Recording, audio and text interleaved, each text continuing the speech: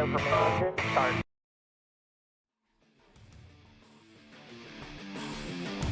Hey everybody, welcome back. It is RealTuners Radio, episode 152, I think is where we're at.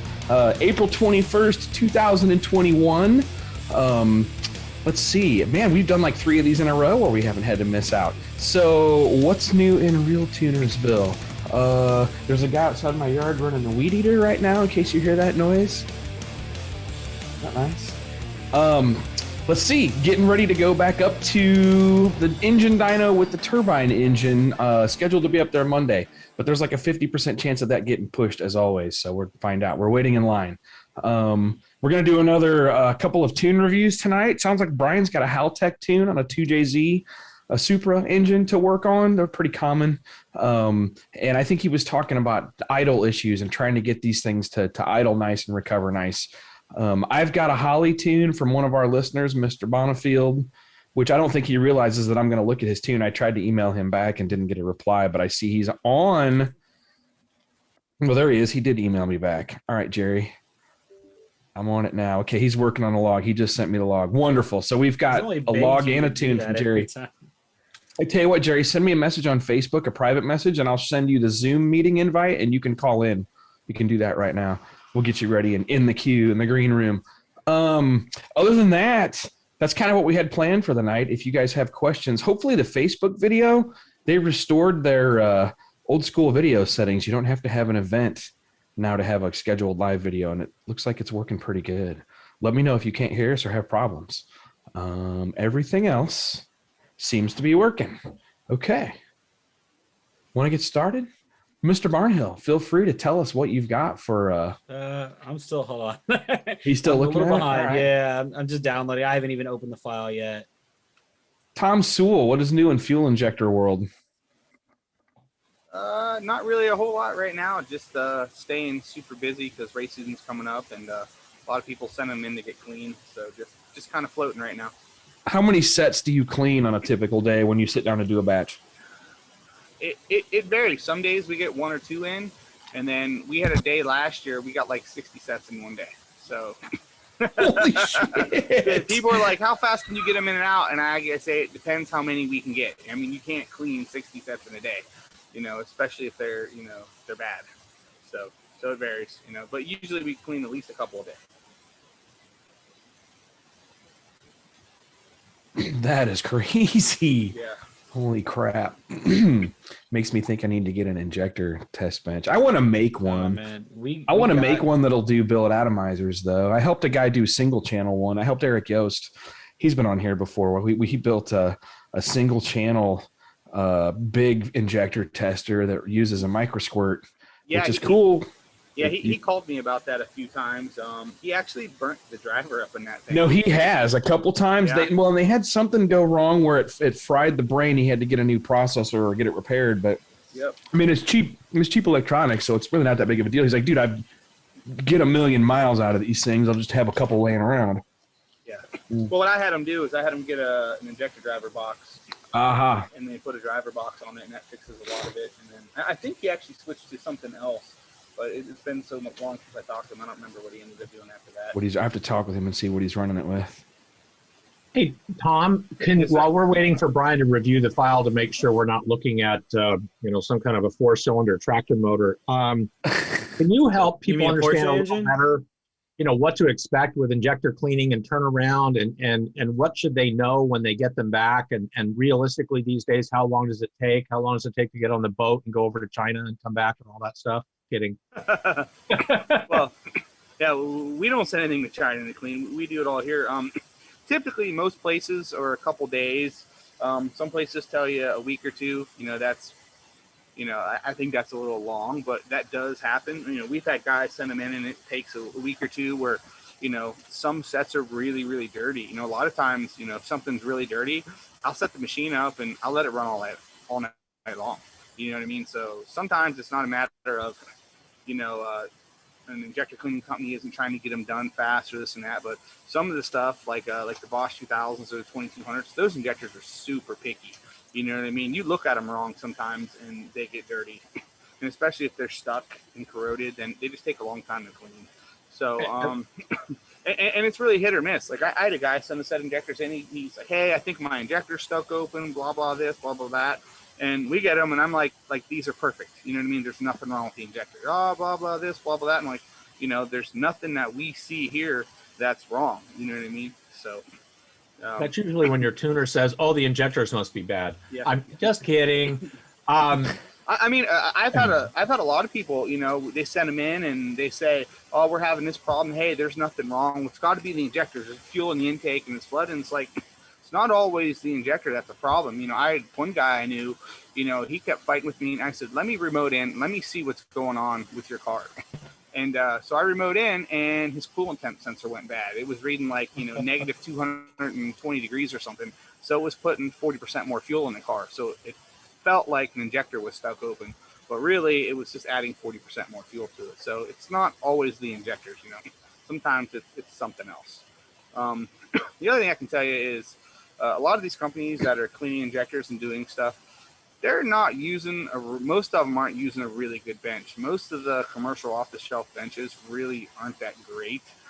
They're nowhere near precise. We get a lot of guys that are like, hey, I sent these in, and I had, you know, XYZ company clean them, and they get them, and they show the before chart, and they're dirty, and they get them back, and all 8 injectors literally are exactly the same down to the CC.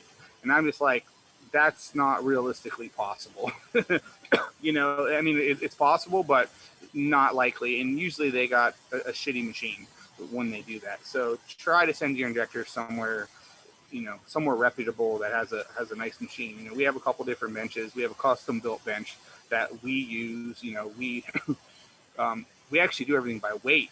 We do it a little bit different, you know, because you know, that's really how it should be done. That's how the ECU measures fuel, is by weight, you know, not by cc's. It actually converts everything in the background. You know, most people don't understand that. And you know, if you're doing it by looking at a glass or a cylinder, you know, everybody looks at it a little bit differently. So it just makes it a little more precise. And you know, some companies use flow meters, some do this, some do that. We just go by weight. For us, it seems to work the best. So but, that's the way to do it. Yeah. The implication of what you said is that even really horribly dirty injectors can sometimes be brought back to life. Did I hear that right? Yeah. A lot of times they can, and sometimes they can't. It's just really hit or miss. There is no general rule. You know, most typical injectors are pretty tough. You know, like all the Bosch stuff. Those things are meant to be ran for a couple 100,000 miles. You know what I mean? And how many car manufacturers have 100,000 mile warranties on their cars that are flex fuel vehicles? You know what I mean? So, you know, usually they're pretty solid. So as long as you have good filtration and the fuel doesn't gel up, usually they'll clean up without a problem. You know? Well, the thing that a lot of people don't realize is that all manufacturers have 100,000 mile warranties in a sense, because the components directly related to emission controls have to function within spec for 100,000 miles, even if that's not what the warranty says. Yep. And that's the interesting thing about California, because isn't a lot of stuff in California that's emission related guaranteed for the life of the vehicle? Isn't that how they do that? I remember reading something about that. I'll be honest, I haven't seen that. The 100,000 mile number is the number that comes up through the CARB stuff I've seen. Okay. Oh, they'll probably people to that. I'm pretty sure the federal follows CARB, and it's 100,000, which also comes down to that's part of the issue with the tuning stuff. It's not just the tailpipe has to match. Your tuning cannot impact the life of the emission systems. So stuff that would destroy a catalytic converter sooner than it should from the OEM can also violate EPA standards, even if your tailpipe is still passing emissions. That's really interesting to me, because like when I read the laws, it really comes down to, even though the tailpipe's clean, anything you do that changes it is technically illegal. That's what really and that's where they said if you can prove it meets OEM emission standards, what's the requirement for that, right? Mm-hmm. Yeah, it's super vague. You know what I mean? It could go either way. Well, this is what's getting interesting. I think I related this on another show, that I went through this with my 03 F-150 Harley truck. And the last time I just got it done, it used to be they put it on the rollers and ran it and did all this other stuff. I don't even bother to do that now. Everything is an OBD2 port check. They're looking at what's in the tune itself or what's in the programming itself. And then they do a very thorough physical inspection. I mean, like up on the lift under the car, under the thing with a flashlight. I'd never seen that before, but that's how they've been told to do it now. So we're in a very different place with how that's being done. And unfortunately, things that happen here have a tendency to eventually make their way to other places. It's weird. I talked to a buddy, a customer of mine today, and he's in Nevada, and he was telling me he's actually putting cats back on his S10 he's doing. You know, he said how they do it there is you have to drive the car in on with the readiness monitors on the OBD2 already set. They clear it, and then they check to make sure that the monitors go to, is it ready to be set or ready? I can't remember the exact term for it, but so they want to see everything not clear. ready, they're pending. They want to make sure they don't immediately go to ready, that you're forcing readiness. Exactly. That's exactly it. So that's what they're doing in their state. You know what I mean? And he said they don't have any visual, no nothing. And that's how they get around making sure somebody didn't fudge it, you know, or changing the ECU. Then you have states, it's like Pennsylvania. They do a full vehicle check in Pennsylvania. They check your tie rods, they check your tires, they check your headlight alignment. They go over everything there, wiper blades, everything you can think of there. And then, you know, here in Ohio, we don't have anything, at least in the county I'm in. Dude, I rolled in with a 69 Mustang with a full tub on, I forget what, Mickey Thompson Sportsman Pros, like 4-link car, everything. The guy walks out, oh, cool car, looks at the van. All right, matches what you say. Here's a sticker. That was in Columbus. Wow. Well, that's That because would be 69. nice. That's because 69 didn't have anything, right? There was no emissions back then. Yeah, but like they didn't even do safety. Like that car should not have passed safety. Well, does Columbus have safety there? I thought they were just. No, they don't. Technically, they can force you to go through anything. Columbus doesn't even have emissions. Yeah. Only Toledo and I thought Cleveland had. Yep. Cleveland and Akron. Certain counties in Cleveland, yeah. Yeah, it's going to I be actually interesting. sometimes kind of wish they had safety inspections here, because once you've pled poverty to the state, if you're poor enough or undocumented, the state will give you money to try and help your POS pass. Really? But if it doesn't, Are then you they kidding me? Hold on. Dude. So your cat goes to shit and your O2 sensor goes out, the state will pay for a new one? Yeah, and if you say, well, I can't afford it, I don't make any money, blah, blah, blah, then, you know, they will give you money to send to a shop. The maximum you have to spend to get it compliant is $600. And they will give you $500, by the way. And there are places that advertise they'll do it for the $500. So, you know, then they say, well, can't do it. So you get a waiver. So what we have is all the new clean stuff. And then, you know, the stuff that we drive and talk about on this show is kind of, you know, a tiny little fraction of what's out there. And then we have the complete pieces of crap that are uninsured, unregistered, you know, et cetera. And if those people, the waiver, they just get out and run away. And that's why our uninsured motorist insurance in this state is unbelievable. Because according to the Insurance Institute for Highway Safety, 40% of vehicles in Los Angeles do not have insurance. How can you enforce something that essentially half the population doesn't file? Like, how does that work? You know what I mean? Like, that's beyond the scope of this show. Yeah, of course. I'm just saying. Like, at what point does common sense not kick in? At what point does common sense kick in? You know what I mean? Like. No, wait. We're talking about how government runs things. What point or common sense plays into that? Very true. Very true.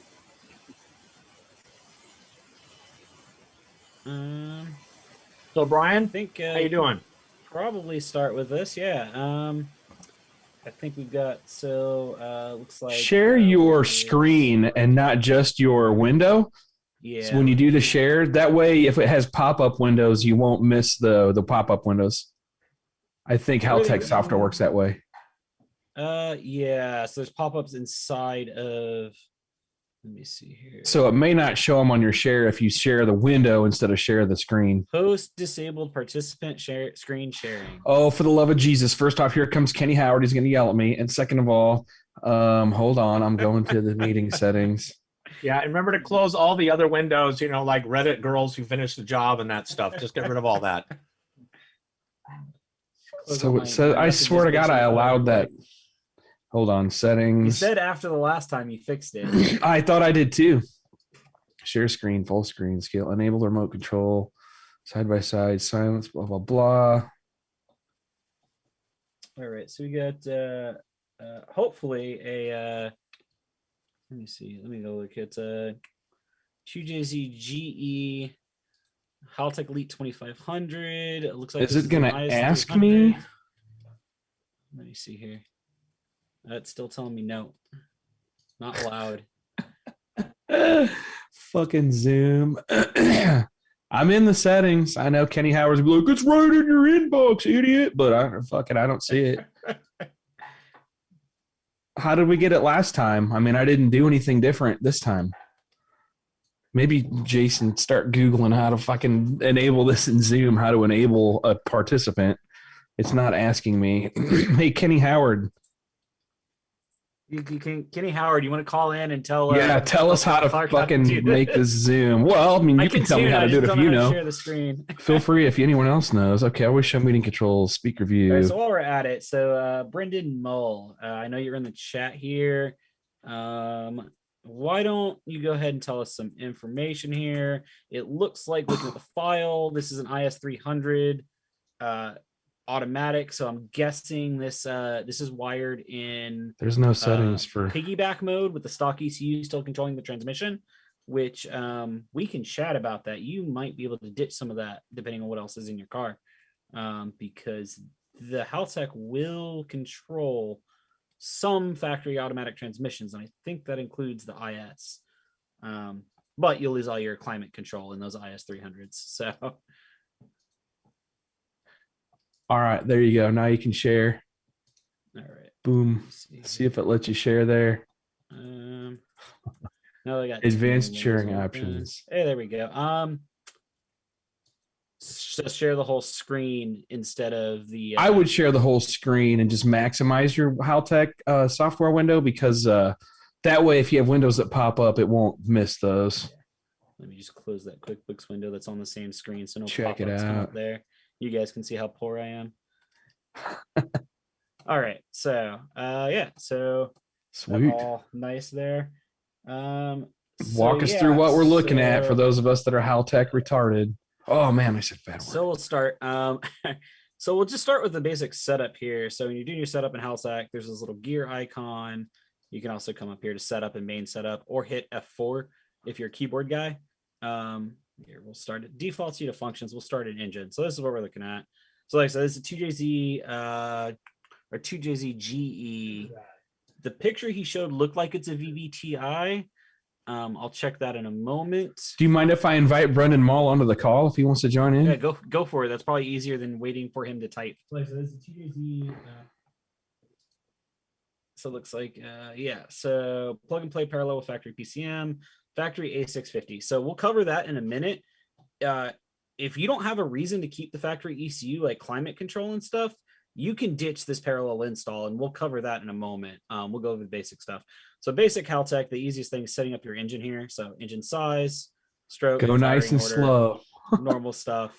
It's doing good.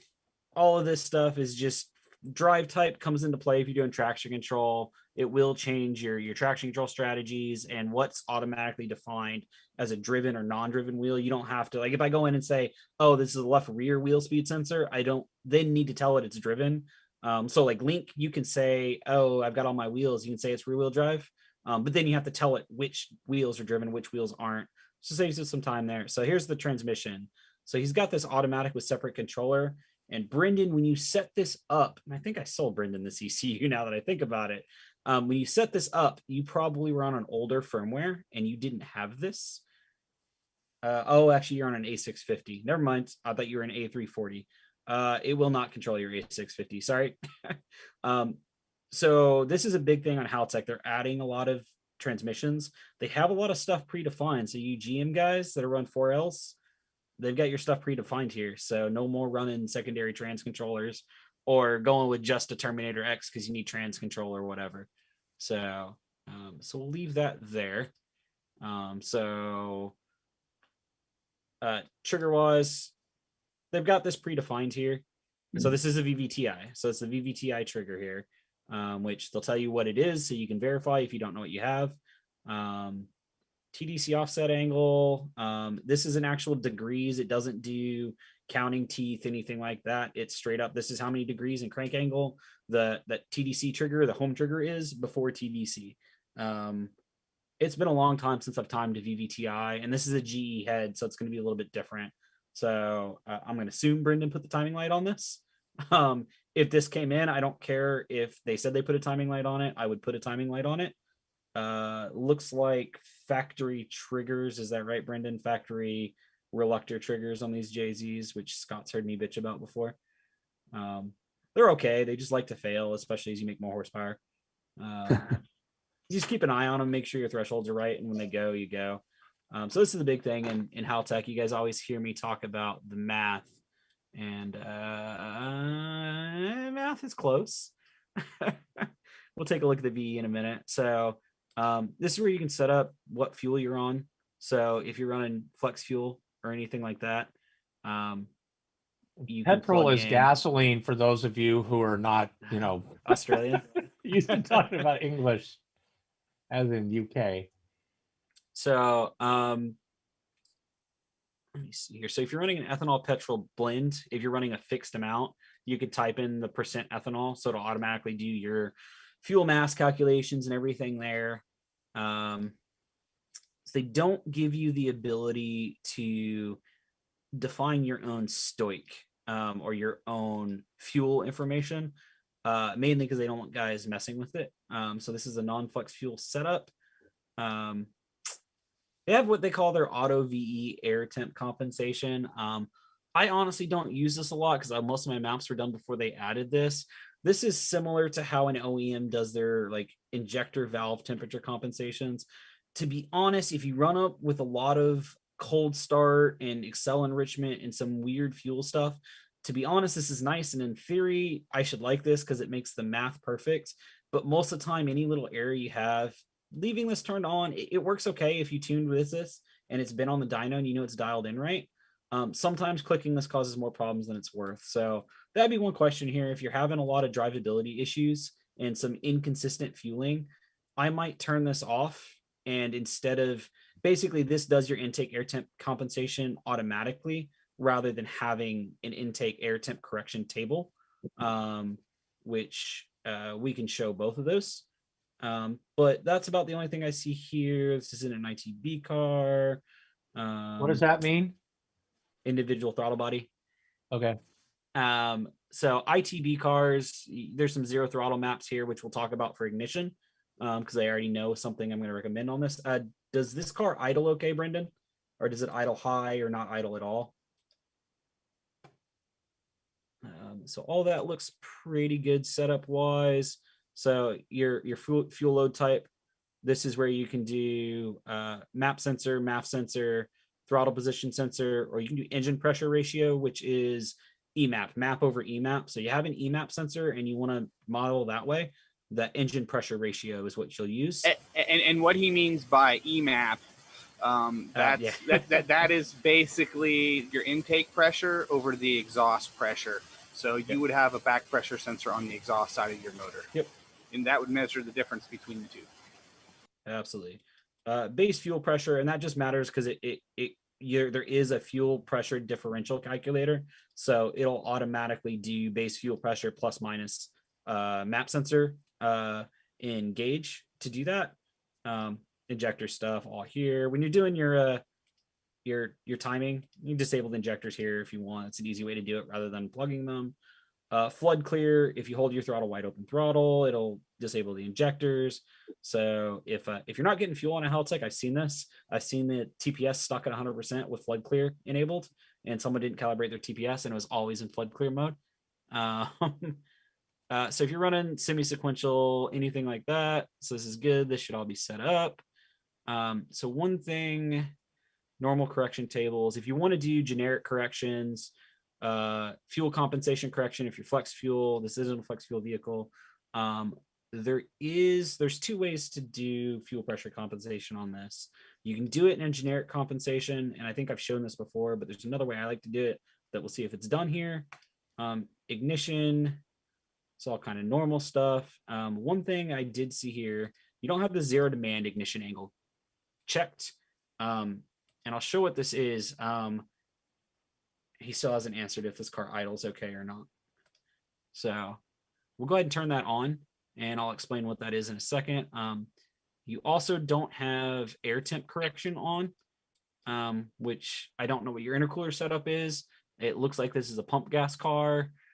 I know he said this is a Rocky Mountain Race Week car. I don't know what kind of turbo you're running. So, you know, if you're seeing some high IATs, I like to do some air temp correction. You keep that thing from detonating or anything. Feel free to speak up whenever you like. Wow. Hey, Brian, when that says air temp correction, is that IAT? Is that some ambient? That is IAT. That is intake air temp correction. So, yeah, Haltech doesn't have ambient built in directly. You can do a generic correction if you want to correct for ambient, but honestly, if you're mapped right, your IAT correction should be all you need. Yeah, so you don't have it turned on fuel because you're running auto VE. So yeah, Brendan, are you there? Can you hear us? Do you have a mic? I can hear you, yeah. Okay. Can you hear me? Yeah. So Awesome. I guess quick rundown. Do you have a problem with this car? Is there anything idling, anything in particular we want to take a look at before I just blab on about how Haltech works? No, it idles fine. The only issue I've got with the idle ever is just when it started from a cold start. I mean, it starts up fine. It just idles high for a second, and then it comes down after it gets a little temp in it. And Okay. I don't know what that is yet, but Okay, there may be a couple. and it may be the factory computer. When you say Doing high, that. how high are you talking? Like 2,000 RPMs or Yeah, 1,500? 2,000 RPM ish, and it'll back down after about a minute. Okay. And then is this a RMRW 1 or 2 car? And have you run it before? 2, and no, not this one. Okay. No, We'll no, still go ahead and it's turn going to be pretty on. basic because I don't have an entire roll cage in this thing, so it's going to have to stay slow, but that's okay. It'll be fun. Well, everything's fun. Just Rocky Mountain Race Week 2 is on the flatlands, whereas 1 goes up, 9,000 Yeah. feet in the mountains, and it gets interesting. Yes, I've heard stories. Is your factory ECU controlling the drive-by-wire, or is this drive-by-wire? It still is drive-by-wire. Yeah, the factory Is- ECU is in control of that. I is didn't in want to control? mess with that. Okay. Yeah. So that's going to cause some idle issues. I would honestly move. I'm sorry, the that's something drive-by-wire we could controller talk with about Haltech. later. Yeah. So yeah, we can go over how to set that up. It's pretty straightforward. So in Haltech, when you're looking at functions, these are the functions up here that are added. So you got boost control, cam control. So if you're defining a function, since we haven't really gone through before, we'll show how to do drive-by-wire, I guess. So you can assign the input, you can edit it. All of your setup is done here. So your boost control settings, any trims you want. So if you wanted to do, change your duty cycle based on flex fuel, a generic correction, which you can have set to a trim knob. You can also select trim knob or able and arm switch here on boost control. All of your options for your function are going to be in the function itself. So same thing for cam control, which cams you're controlling, the cam control settings itself. And this is a 2500. So 1,000 and up will have long-term trims on even such stuff as cam control. So you don't have this enabled. Maybe okay. It's something log your commanded versus actual cam position. And if you start seeing errors, maybe enable this long-term trim, especially if you're seeing consistent errors. And this, you can reset all of this. That way you make sure you're actually getting, VVTI is great. Tuning is great, but if you don't spend time to set it up, a lot of guys just throw the VVTI on here and you're not actually getting the cam position you're targeting, and that the ECU is looking at it and it is doing it closed loop. Yep. So you've got all your advanced stuff and your closed loop on here. So it is trying to hit your target, but if you're constantly shooting past and correcting it, you're going to get some inconsistencies in your tune. So if you start seeing, oh, I tune this thing all the time, the fuel is all over the place all the time, this is one area where it can be on a VVT car. So that's something worth logging. So I'd probably turn that on. Okay. Hey, Brian or Brendan, since we're talking about a car that has a factory ECU in it and the Haltech, can you kind of, explain what it is, who's in charge of what, so to speak? And is that pretty highly changeable? Because it appears to be. You're talking about converting the drive-by-wire from the factory ECU over to the Haltech. That seems like a big deal to me. It's just a matter of wires. I could be ignorant. Yeah, so we'll show how to set it up. So I guess while I'll scroll down here. What all is the factory still controlling? I know the automatic is controlling was the your transmission. original. Yeah. Yeah, so the transmission and whatever functions in the body control that it does, like I think some of the dash functions. Yep, your dash, and I believe on that car all your climate control. And climate, I think. I believe that's the case. So okay. But so basically all the creature comfort stuff and the transmission and the throttle body at this point, and that's it. Everything else. Okay. Oh, and the fuel pump. I believe it actually still runs the fuel pump. I'm not. Okay. I'd have to go back and. That's a mixed thing. It's nice to have the ECU be able to shut it down. My biggest thing on a fuel pump is as long as it shuts down when you shut everything down, if the RPM stops, it needs to stop spinning that fuel pump. So if we were to do your drive-by-wire on this, so when you select drive-by-wire, it automatically gives you your motor outputs, which are predefined in the Haltech. All your analog inputs on a Haltech are your analog inputs, your aux outputs are all definable. There are some predefined outputs for stepper motor and drive-by-wire motor. If you don't use them for that, you can repurpose them for aux outputs, any kind of output. But if you do a stepper motor or drive-by-wire, it has to be specific ones because of the H-bridge setup to control the motor. So again, it's going to prompt you. If you don't have everything defined, it's going to give you these little red marks. And it actually, if I try to leave this, it'll give me this error. You guys can see that error pop up, right? I'll make sure. Yeah, okay. So it won't let you leave this with settings that don't work. So if I try to select an input and double it up, anything like that. But yeah, so we need, you know what? Well, you are pretty maxed out on AVIs here, huh? You cannot run drive-by-wire on this unless we move some AVI. So here you see we need four analog inputs for drive-by-wire, 2 for TPS, 2 for APP for your pedal. So these are your TPS, these are your pedal. We've only got 3. So you need some level of IO expander or to eliminate some IO. Explain that for the guys, why they need all those analog inputs for drive-by-wire. So this is all safety stuff. So there's a couple exceptions to this. Most drive-by-wires work with an inverted input. So you got TPS 1 and 2 and APP 1 and 2. These are basically just inverse of each other. So TPS 1 would be 0 to 5 volts. TPS 2 would be 5 to 0 volts. So as TPS 1 goes up, TPS 2 goes down, and they should be inverse of each other. So when one's 0, the other's 5. When one's 2.5, the other should be 2.5. And that's so the computer can tell, hey, I'm going to make sure I'm getting the correct signals from both of these. Yeah. So if you see, if they ever get crossed up, it'll shut itself off. GM calls it pedal throttle mismatch or APP mismatch.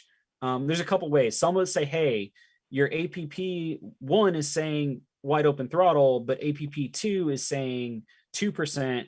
Let's go into limp mode because we don't know where you should be. Same for TPS. If it thinks the throttle is stuck, it'll automatically go into limp mode, slam that throttle shut. It's all safety legality stuff. Every drive-by-wire system wants to work this way. There's a couple, Mazda has like one weird system that I forget how it works. It's like this weird frequency. There's a single wire serial one on GMs too, or some of the late model GMs, right? Yeah, they're problematic. The few I've touched.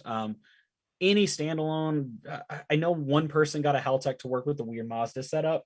And I don't know why. They literally did it out of spite because Haltech told him, oh, it won't really work. You should put a normal pedal in there. And he got mad and spent months doing it and got mad that Haltech told him the easy way to do it. And I get it, but it was a heavily modified car that he just didn't want to change a pedal in. But yeah, so in this sense, we're out of input. So this will tell you all your inputs. and we just don't have enough to do drive-by-wire. So I guess while we're at it, we can take a look at what's on what. So we're going to turn drive-by-wire off real quick. It'll disable that. So if you want to see what you have for inputs, there's this little box down here, this view IO report. So what we see, these are things that are assigned. So these are assigned resources, so I can see where all my AVIs are. So this is also, you can print this out so you can have a copy for wiring. So one thing I like to do when I'm wiring one of these is I'll go through, I kind of do it the opposite. I make a pin document first and use my pin document to do a setup map. But if you're the other way and you want to set up everything and make sure you have enough AVIs, you can then print this report and take it with you to wire your car. But yeah, so here's everything that is available. All right, here's everything that's used. So we've got, wideband. It looks like we got an analog wideband on a CAN bus, intake temp, coolant temp, manifold pressure, throttle. You do have fuel pump control assigned. That's probably because it's default in the map. It may not be used on your pinout or not. I'm not sure. So we've only got 3 ignition outputs because it's wasted spark. So on Haltech, if you are wasted spark, you have to wire them as wasted spark. There is a way around this, but the way around it forces you to run semi-sequential as well. So just when you're wiring it, if you're going to be wasted spark, make sure you wire your number of outputs. So even though this is 6 cylinders, it's wasted spark. You only need 3 ignition outputs. So you need to wire it that way. And I'm going to pause for a second because my wife is about to go to bed. Hey, 2 seconds. Just so people know what wasted spark is, typically a wasted spark coil has 2 outputs. So it'll actually fire 2 cylinders at one time. So it cuts down your outputs that you It fires the cylinders that are at top dead center in pairs at the same time. Yep. They call it wasted spark because one of the events is a combustion stroke. But so on like you're a, literally and wasting it the also spark. helps clean it. It also helps clean up the cylinder. I mean, in theory, I don't know if I believe that for sure. Yeah, but I don't know if I believe. Yeah, either, I've heard that. I've That's what never. they say. There's no oxygen left to burn, so it's not doing anything. All right. Yeah, so that's something I've seen by a few guys. There's a way around it if you're also running semi-sequential. But I've had to rewire a lot of cars because they're, wire them 1 to 1, 2 to 3, 3 to whatever, then wire all 6 inputs or all 6 outputs. So that's just a little quirk. A bunch of other ECUs are this way. Link's the same way. In Mtron, you can tell it whatever. You can pair outputs together. I forget on Holly how they do it. I think Holly is the same. If you're wasted spark, it probably doesn't come up in Holly as much, but and it's always these get tied to the firing order. So 1 is going to be firing order 1, or I'm sorry, cylinder 1. So 2 is going to be cylinder 2, and your firing order is going to determine when that fires. So number goes to cylinder or output pair number. So in this case, 1, 6, 2, 5, 3, and 4. So actually what I'm seeing here, so you saw, I guess, I said we don't have enough analog inputs. You do, you've got 5 analog inputs available.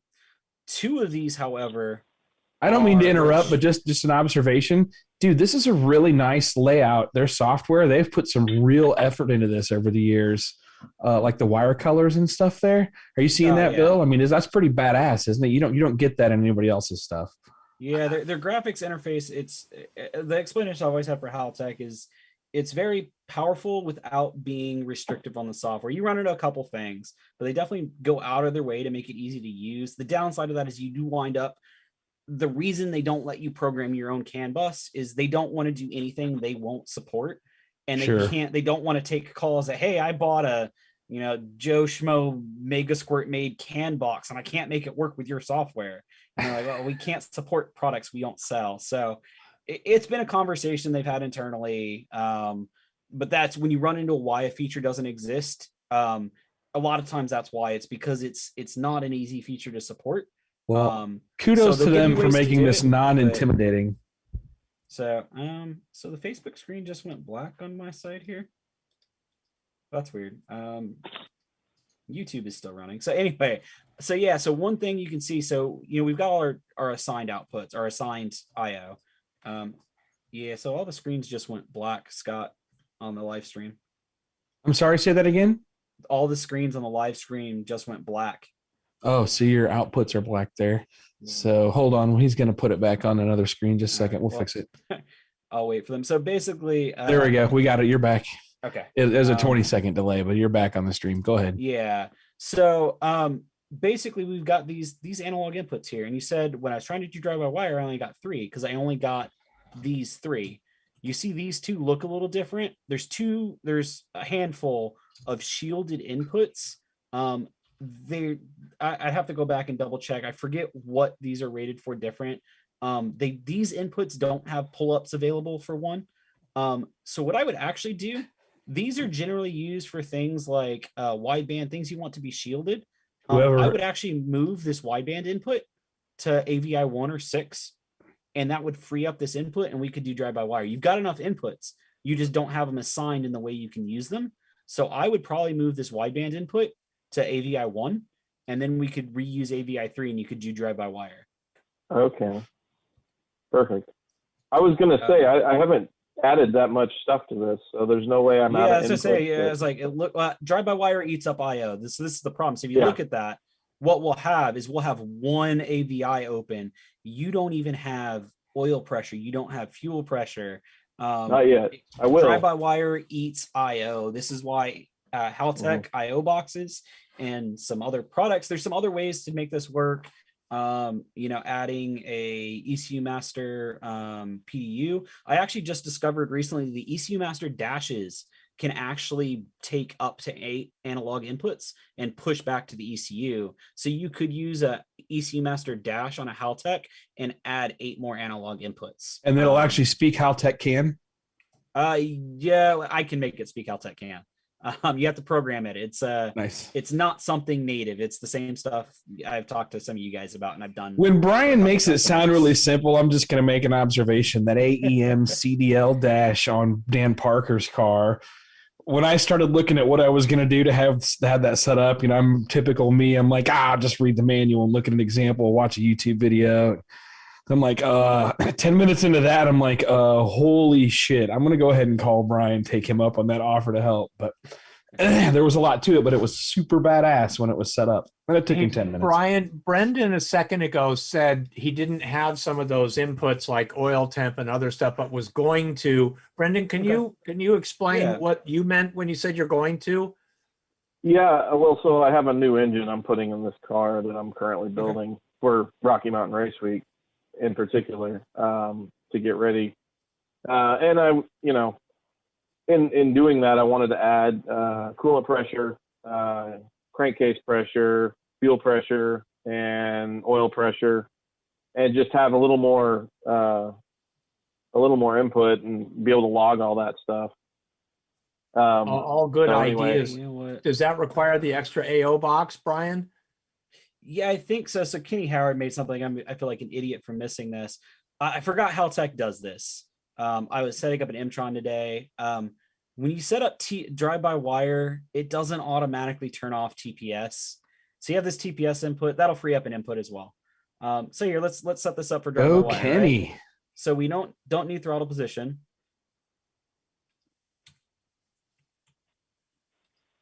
Actually, let me check something here. Let me assign these and see if it'll throw an error for also having a TPS. So, all right, here, we're going to move around here. So we're going to go ahead and move this widebands. So widebands under this O2 folder. A lot of people look for it forever. So analog voltage, you could do CAN wideband as well. So we're going to go ahead and move this to, so see here, I have these other AVIs that come up. Let's move this to this guy, to the AVI 1. So analog voltage. So if you've got multiple widebands, here's where you can assign them to banks or cylinders. And that's where your trims come in. So if you're doing trims, bank to bank or cylinder to cylinder trim, this is where you want to have that. This is a single overall calibration. You can also set up, this is on everything. If you want to set up DTCs, you can set up your, what are DTCs? Diagnostic trouble codes, check engine light codes. Okay. So there's a couple things here while I'm here. So you can set them up, what the minimum voltage is. So, if this is ever really, any wideband should never be below 0.5 volt. Same thing. Let's do even that is extreme. Operating min max, this really depends. So you can set, hey, don't go over this or under this with these conditions. Probably not as necessary for O2 unless you're trying to say, hey, I'm running rich or lean all the time. But for oil pressure, we'll set this up. And then you can set DTC levels. So there's 3 levels of DTCs. And if you notice, there's a different code. And if you notice, these are P codes, you can assign to each of these. So these are predefined codes, and they'll even tell me what that is. This is useful because if you do it, we'll show you how to do an OBD output. I'll do this for customers that don't want to be getting into their ECUs. I'll actually hook up or give them an adapter to go CAN to OBD, and you can use an OBD tool and actually read and clear the trouble codes on a Haltech without having to go into the software. So if you don't want to go in, you're afraid to, or you have a customer that you're like, hey, you shouldn't be in your ECU, but you want to read codes and send them to me, you can also do your standard log to your phone or your Bluetooth OBD dash if you're one of those silly people that wants an Android tablet dash for whatever dumb reason. What do you really think? Dang. Yeah, dude. There's so God, many us good cheapo so many Mega good Squirt guys are dashes. offended. I'm There's so personally. many I was good a former dashes. Mega Squirt guy. So. Hey man, Yeah. I've done a few of those. But you can get into a dash for sub $800 now. Like, why are you doing these ghetto dashes? No, it's true. It's true. Fowler's got a dash I really like, but it's such a whore to configure that it's the turn off. It's the other dashes are nice. They're fast. His you aim don't have dash to worry is about badass. Android stuff. They boot up automatically. I think we did that in 2014, Scott. You know, I know, but it still was a nice dash. I mean, it's just hard to configure. So let's Hey, get Brendan, back. since this is a new engine, new build, are you still going to be a pump gas deal, or are you going to E85, or what's the fueling going to be on this thing? That's a good question. I planned on flex fuel, so both. Okay, so we'll set some of that stuff gas. up while we're in here. We'll do this as much as, but this is how you set up a Haltech rather than adjust stuff. So we were saying Haltech. So you see, I tried to turn on drive-by-wire and throttle position at the same time, and I get this error. It won't let you do it. It does tell you, but it won't give you the input until you tell it not to. So it will not let you do both. And so when I do this, you already had idle control disabled. So, let's try something. So that is, I've never tried to do it this way. It will let you do idle control and drive-by-wire at the same time if you really want to. I suppose you could use an idle controller on a drive-by-wire car. I can't imagine why you'd want to. Does that mean it has a separate IAC valve or something? You can. So Haltech will let me tell it does. So this, you didn't have IAC set up already, so it doesn't really open up anything we didn't know we had. IAC, idle air control. Sorry, I used in a... Sorry. Yeah, idle air control. I did it too. So one thing you'll see here, so Haltech defaults to this. This is your brake pedal check. This is if you step on your brake pedal and you're on the throttle, it'll close your throttle, the whole anti-Toyota thing. Not just Toyota, but this is a federal requirement on manufactured vehicles. Now we're going to call it the Tiger Woods switch. Oh God, I forgot about that. Yeah, so normally in a performance vehicle, I disable this because we left foot brake, especially in a drift car.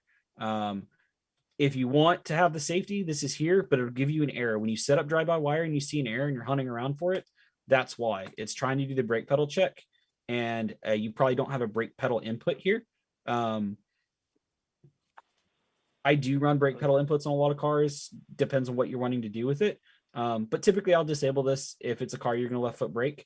And that, whether that's brake boosting, whether that's left foot braking on a road course or whatever. Same thing for vehicle speed check. You can have a safety based on, is the vehicle moving when the throttle is supposed to be closed, stuff like that. So if the vehicle's moving and you're not on the throttle, it can disable the throttle. All safety stuff, typically in a performance application, we have these disabled. Just be aware, these are safety things. If you're worried about that, that's good stuff to have. Calibrating your throttle is done here. We're not connected, so I can't calibrate it, but it's like anything else. Let's see if it'll, no, I'm not connected. So it's going to throw an error. It's going to throw a hissy fit. It's like you'll press this calibrate button. When the throttle's not pressed, then this will go to step 2 here. Say, press it all the way, do calibrate. That'll calibrate your pedal. Then you'll literally just not touch anything. You'll press calibrate on the throttle. It'll automatically sweep the throttle from 0 all the way open and set the limits. So it's not hitting the end of the limiter. So it basically move it till it hits the limit switch or the amperage spike on it. It'll see the amperage spike on the drive-by-wire that the throttle stopped, and it'll set a limit just before that. So it's not sitting there, basically trying to burn your motor out. So you need to calibrate all of these. If you have a problem where your throttle starts acting up, make sure your calibration's good.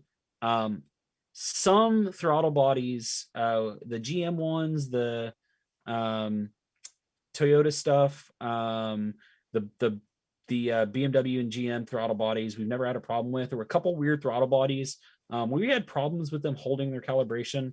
I think it was a firmware thing.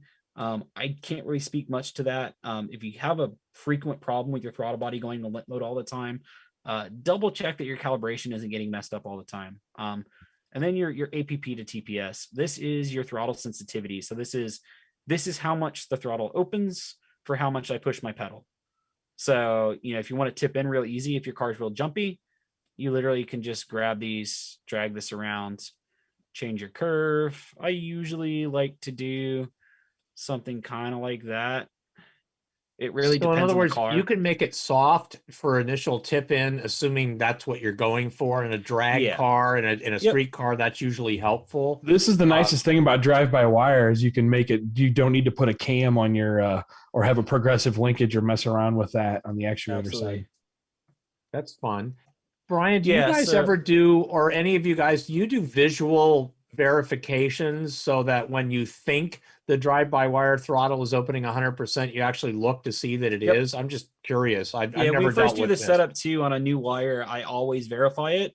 One, to make sure it's opening all the way correctly, but also to make sure that it's not working backwards. Oh. We see that you just like a wiring thing, or yeah. So there's a plus. There's a plus and minus. Okay, so we'll go back to the wiring here. So so you've got a drive two motor outputs. One of these is a plus, one of these is a minus, and it's an H bridge, which all that means is it can reverse and drive the motor both ways. So if you flip the plus and minus, when it has a natural state, one of these is high, one of these is low, and that moves the motor. If the calibration is backwards and you have your plus and minus flipped, when you're not on the throttle, it'll be open all the way, and when you're on the throttle, it'll be closed all the way. It will typically throw it into limp mode when you do that. But if you're sitting there you're trying to calibrate and it's going to limp mode all the time, make sure it's opening the right way. It's happened more than a couple times, especially when some companies just label their throttles A and B or 1 and 2 rather than plus and minus. So just make sure all that stuff's good. Visual verification is never a bad thing. And then diagnostics here, again, this is kind of straightforward. Just make sure you're never minning or maxing out your throttle, because that usually means it's not reading. So that should be, let me see if we'll let that apply. Okay. You'll always get this little warning here because we disabled this.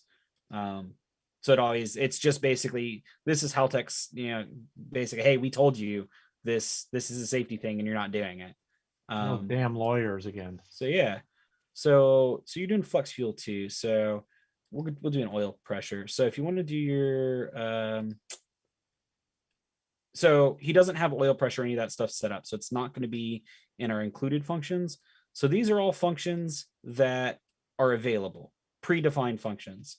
So there's a lot here, everything from air conditioner, accumulator back pressure, air pump, anti-lag, all of that stuff, boost pressure switches, brake pedal switches. So a bunch of functions are here. They're going to have predefined stuff. You can start typing and it'll take you to whatever you want. So we're going to do an oil pressure sensor, right?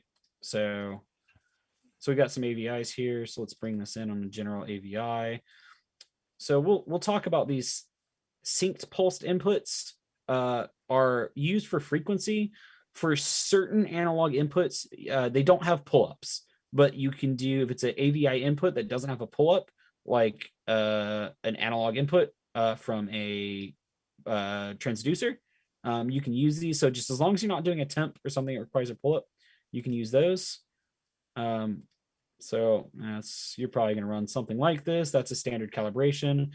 If you have a sensor, you can go over here to load. Haltech gives you a lot of predefined calibrations if you have one. So it's all defined by type.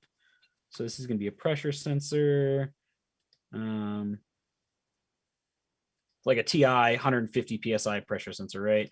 So that'll automatically put the calibration in there, which that was. You can also go in here, type, 0 volts is whatever PSI. You can type your numbers in. Hey, Brian, we were talking about this as a flex fuel thing because that was Brandon's answer. Does that mean that this engine in this car has a flex fuel sensor, or how does We'll have to add one, and we'll add that in a second. I'll show you. Okay. We'll do a full flex fuel setup. So I just wanted to show DTCs. So here is some DTCs you can set up.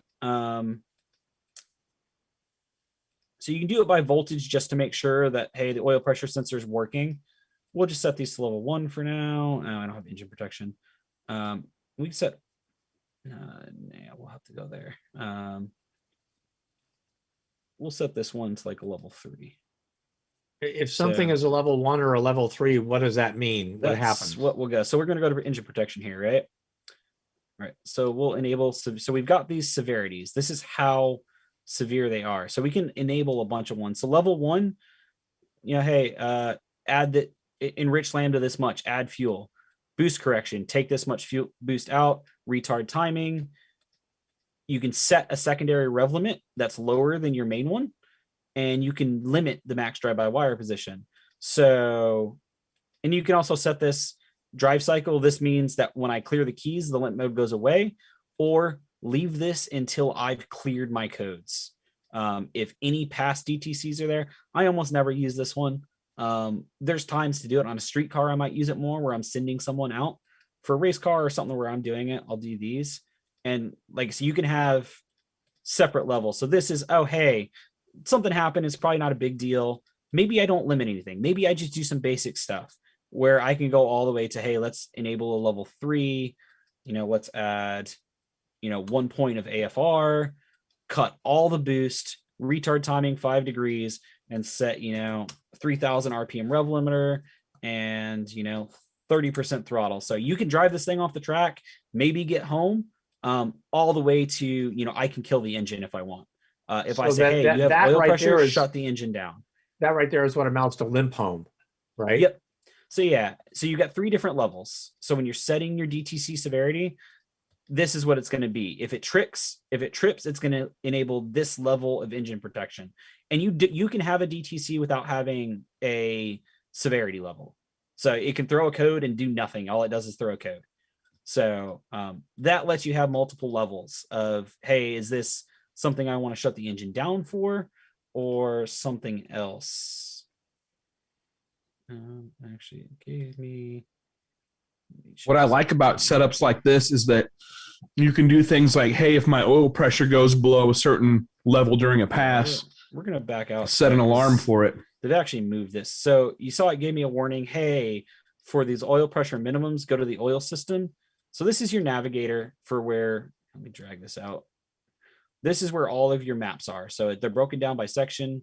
Lambda, this is your AFR stuff, fuel, ignition angle, boost control, et cetera, et cetera. But we're going to look at, they've got oil system down here, right? So oil pressure minimum, and then your DTC settings, right? So we can manage DTC settings if our pressure minimum falls below this. The default here is based on RPM.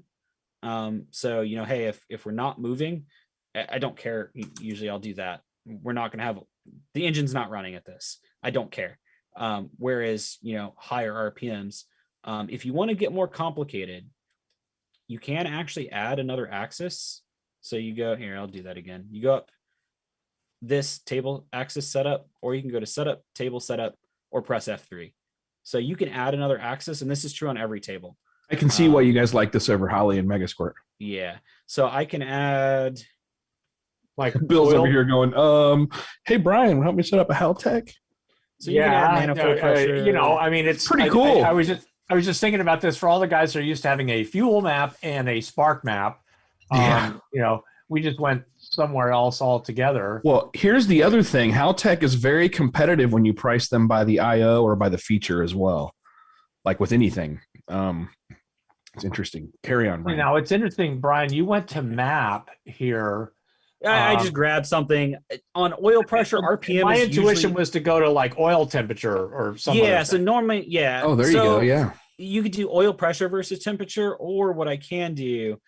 Usually, oil pressure is oil pressure. Usually, on oil pressure, I don't care if my engine's turning and I don't have this much oil pressure. I don't care what else is going on. Something is wrong. Normally, I won't do a 2D map on oil pressure. I guess you could. I don't know. Is there any reason why you would have an?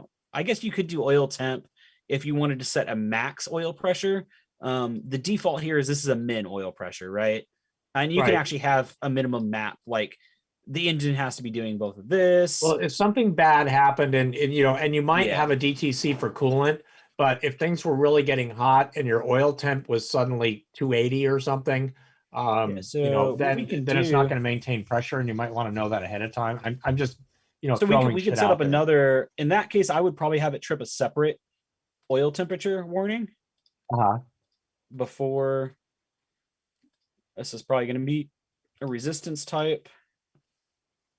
Yeah, you're gonna run out of IO here. So same thing. We can set DTCs here, and it's a little different. It doesn't give you a table like that. It just sets a maximum operating temp. Now, what you can do is, we'll get there later. If we got time, we can show how to do custom inputs. Yeah, we don't have to make it all that complicated at this point. Same idea. It's just cool that it does DTCs, this, right? So we're gonna go. So you want to set up flex fuel, right? So Sure. Let's do it. we're gonna do a. We are getting a lot of positive feedback, Brian. So just and this is not a HAL 9000, right? This is a 2500. This is a 2500. So this is HAL 9000. this is the Dave, highest got level. oil pressure is fucked up. I guess you from here, the only height you can go to 2500 T, which is what James Short runs, a 2500 torque with torque management, or a Nexus. Those are really the only things you can do over these. But the retail on this ECU is right around $2,000. I should know this off the top of my head. Don't see my. It's about $2,000, I think. Yeah. All I know, Brendan, you're looking pretty smart here right now. So it's 1947 for just the. I have good teachers, right? Yeah. So couple. Yeah, buddy. Fuel. I told him to get a Holly though. There's two ways to do this. So if You told me to a talk flex to fuel Brian. sensor, I did, yes. yeah. So they've got some. I'll show you a couple options. You can do flex fuel with analog. So if you're running like a Zetronics or some other unit that has a 0 to 5 volt analog output, you can do this as an analog voltage, and you would just do the flex fuel compensation sensor. If you're going to do frequency, which means you're running an actual flex fuel sensor, I always tell guys, they give you two options here because they are separate. There's this flex fuel composition temperature sensor. All of those Continental flex fuel sensors have temperature sensors built in. So this will automatically give you your fuel temperature as well. No extra wiring. It's all through a single wire. So this has to be an SPI. So we're going to set this up on an SPI. It should be rising. So to give you this warning, yeah, flex fuel sensors are rising edge. Shouldn't need a pull up or anything like that. Calibration, temperature. This should be. We'll open one and make sure.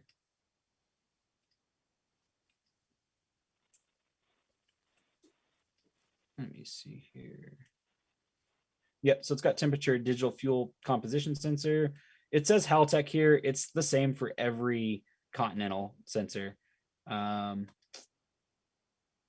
well, I'm sorry, jumping around here too much.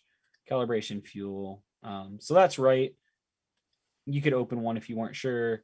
So it's going to be digital Haltech. Yeah, so that's the right setup. So the short answer here is when Brendan's driving down the road at Rocky Mountain Race Week 2.0, he can go in and pull into any station and put whatever he wants to put in it. And then as he runs the tank down, he can switch it over to E85. And this is going to adjust for all that, right? Absolutely. Cool. Yeah. So there are some things here. So this enable thresholds. I've never come across a state where I've wanted to use these. But if you have a really small tank, I could see this. If you're worried about, oh, I pulled, some weird air bubble, you could tell it, hey, don't measure flex fuel over these operating parameters. So, if I get no run and I'm in boost, you run whatever it made before this, because my compensation shouldn't be changing. I can't think of a situation where I've seen this be a problem, but it could theoretically happen in the options here. And then display. So you can set up your warnings if hey, you want to give yourself a warning if your ethanol is above or below a certain amount, or if your temperature, same thing. So, Bill, you had these problems at Rocky Mountain Race Week, I believe, boiling fuel. Yes. So Yep. you can set up warnings for these. And you could even take precautions, set some boost limits, set some limp modes, stuff like that. And now, okay, so let's get fancy here for a second. Our only issue with fuel temperature occurred at elevations over 7,000 feet. Can we start doing something like that as kind of a warning that, hey, your fuel temp is 120 Fahrenheit, and we got some sort of input that tells us that we're at let me think about how we wanted to. I mean, obviously the real goal is to fix it so it doesn't do that, but yeah, so we could set up some warnings. So like I said, I set this warning right now for, if you say 150, anything over 150 or whatever. If you wanted to tie this with another warning, so let's see. So I don't know if you have, okay, so barometric.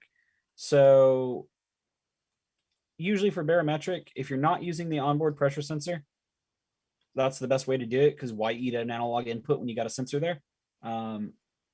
So you're running a map sensor on the engine. So we've got this open. We can do a barometric. We can give warnings based on if we're seeing something.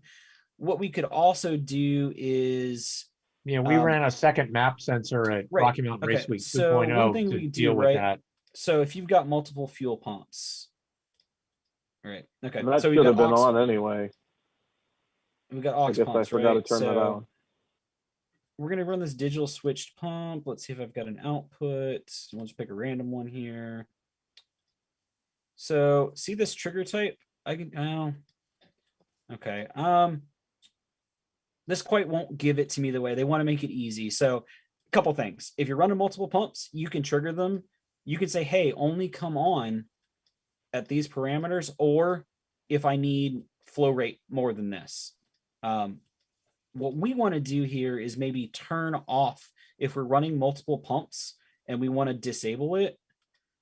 Okay, yeah, we'll show how to do that in a second.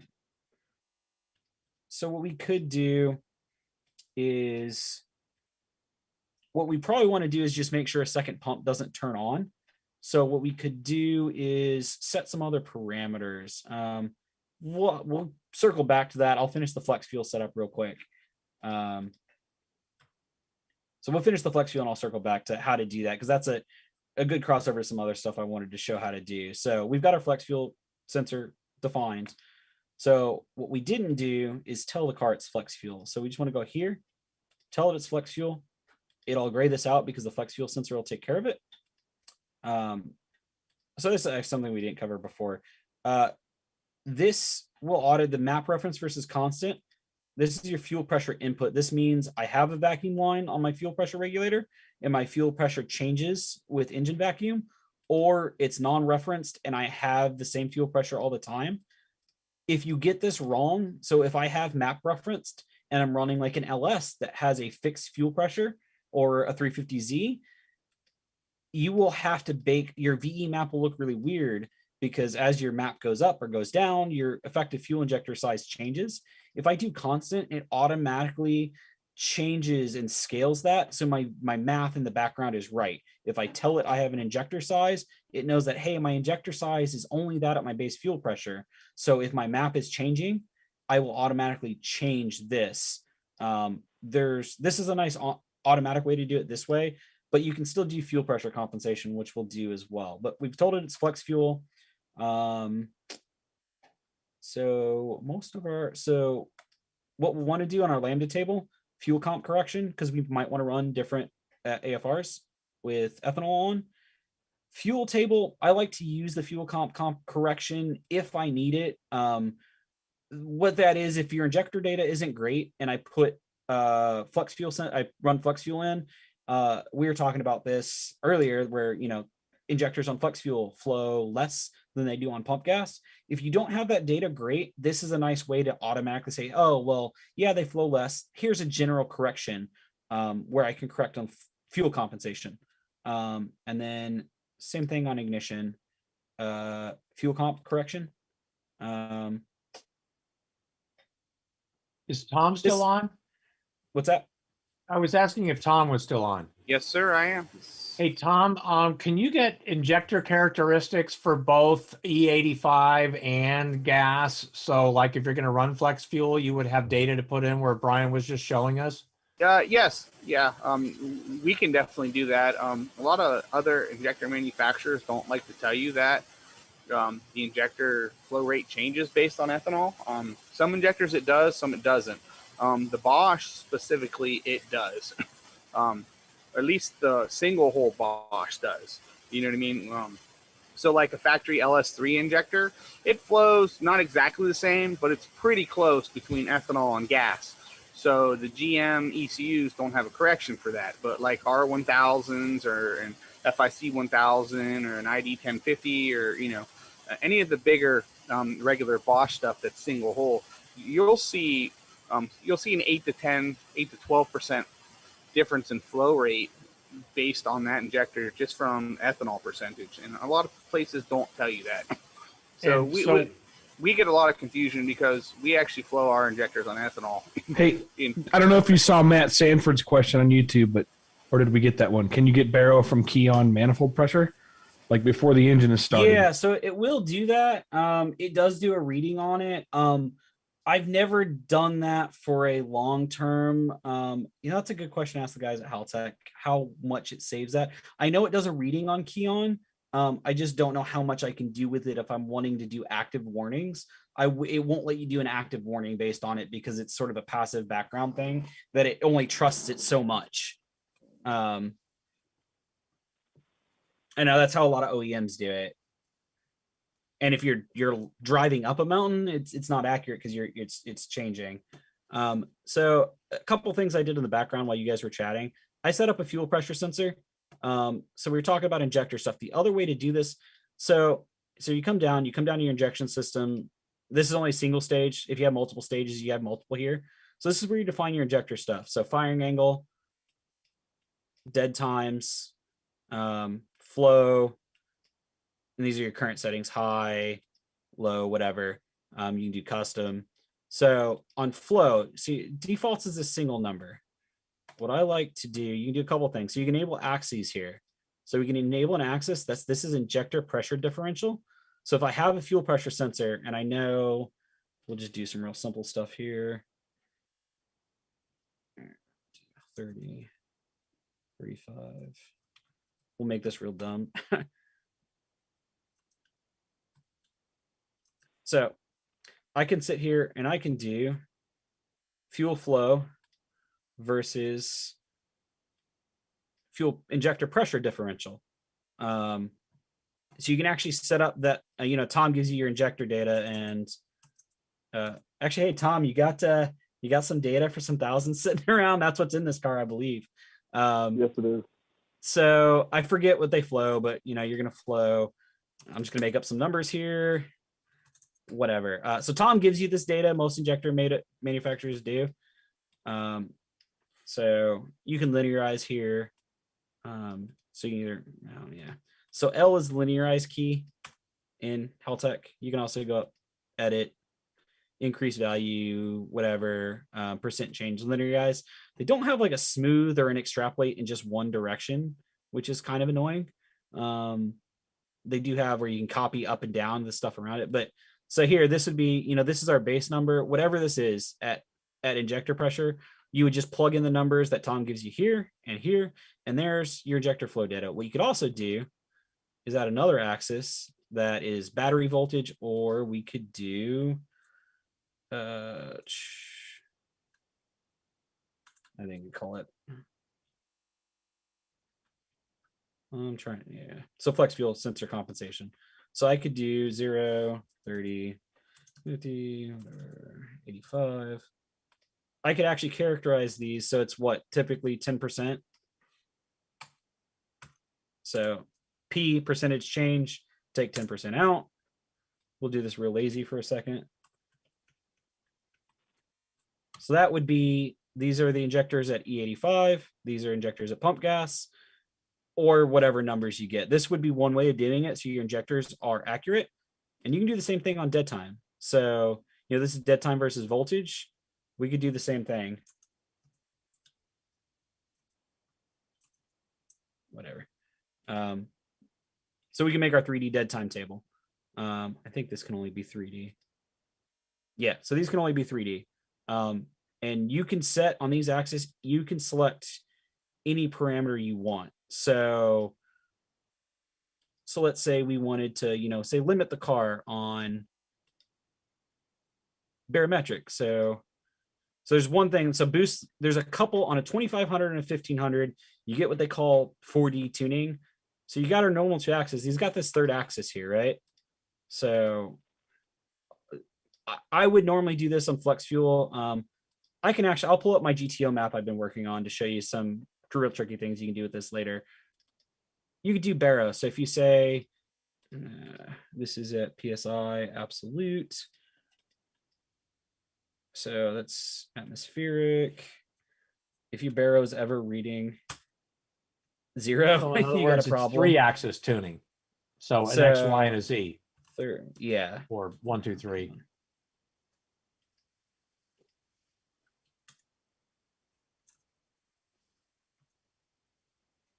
And you all thought that trigonometry was a waste of time in school. Right. So what it gives you is this gives you this slider.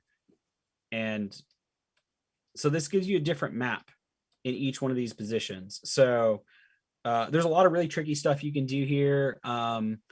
So like in my car, I do, you can get real tricky because you can then stack these. So what I could do, right, is I could go down to this axis here.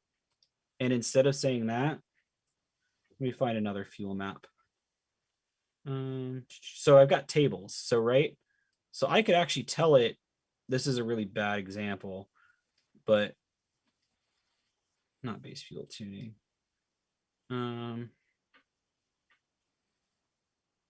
Yeah. I don't have anything good set up here, but I can actually reference a whole table. So what I could say is, if I had a value in a table, like a target RPM or something, this value doesn't have to be just a scalar like that. It can say, hey, cam angle's a good one, right? So this is a VVT car. So yeah, let's do that. So where's our cam angle table? So we got our target angle, right? So we've got all these cam angles. So how we'll do it on fuel table.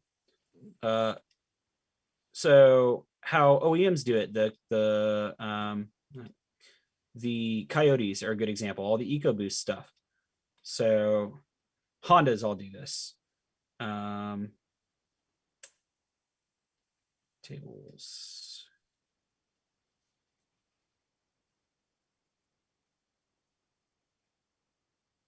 Right, so we can do cam intake angle. And I can do this at, you're probably running, what, 60 degrees on this thing, max? So now what'll happen here? Cam angle's 30 max, I think, but I'm Okay. not even running that much. Right, so I can actually have a different VE table for every cam angle. So if you're on a dyno, an engine dyno, or a load-bearing dyno, you want to take the time, I could actually go down here, lock this into each angle, tune the car at each cam angle, make a different VE map for every cam angle. And then it would automatically switch between the VE maps. So if you're having transition problems, ITB cars are really good for this. If you have a blended, you could tune the car at low throttle on one map and then high throttle switch to another. And you can do that. It's ignition, fuel, boost, and AFR maps. So on the O2 control, so that's, I showed you, we set up an AFR map, right? So we had a target map here. I set up a fuel compensation correction. So this is, you can add or remove AFR based on fuel compensation as just a number, and it'll blend between this. So I tell it, hey, run half an AFR.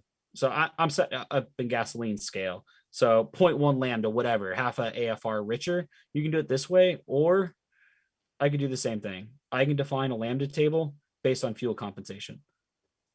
So in drag racing language, if I'm trying to work around a too tight or a too loose converter, I could actually work with cam angle and some other things to change the behavior at the engine when I'm up again, when I'm trying to stage it and get up on the two-step and get the thing to spool.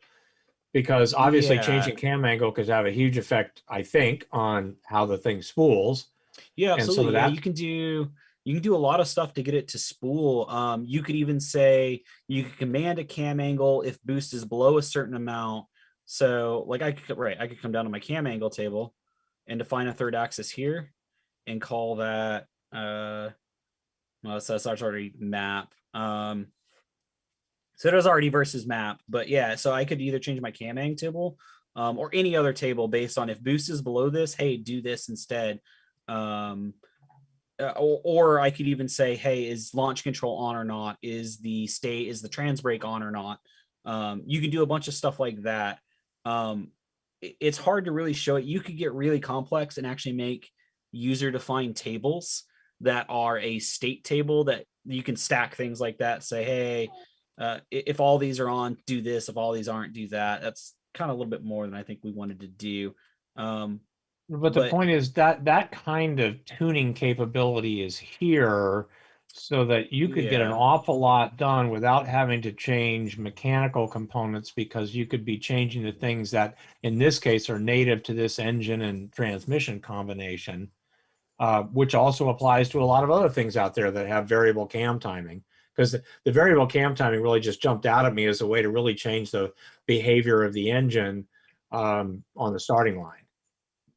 Yeah, and you can command that the cam table, the ignition table, the main fuel table, really any of your main parameter tables, boost table can all be changed versus the third axis, and you can define the axes to be whatever you want as well. So you can get real fancy with that, and I'll show an example of that.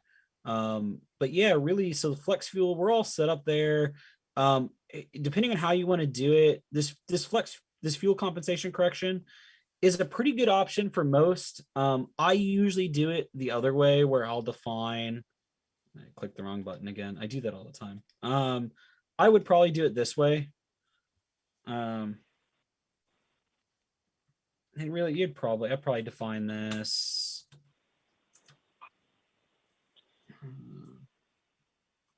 Something like that. And really 60 through 80 is not going to be much different. I would probably do it more like this and turn this fuel compensation correction off. So that was fuel. So we'll turn that off. One, it's easier for me to think about this way. I'm commanding this rather than I'm doing a calculation. But yeah, I would actually tune this, and that way I would actually do, you're a little rich here probably. This is 9-to-1 compression. You can take some fuel out here. That's fairly conservative AFRs for a JZ. Is the new motor that same compression, Brendan?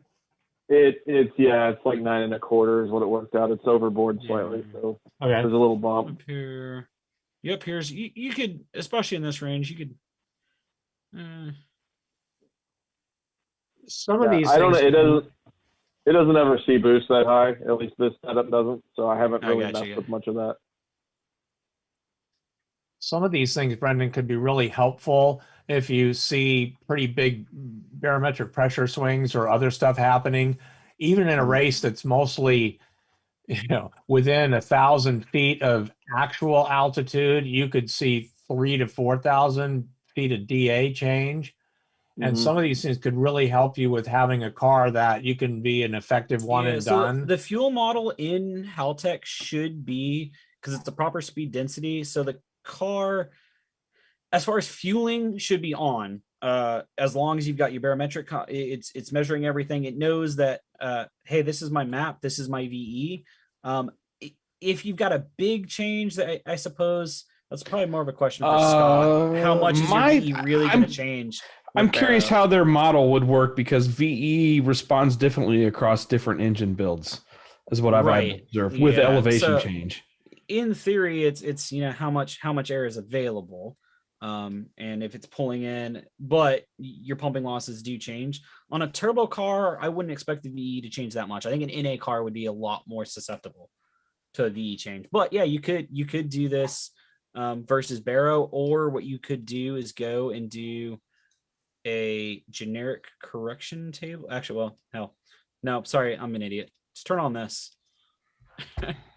If I was not an idiot, race small block power, turn on your barometric compensation table.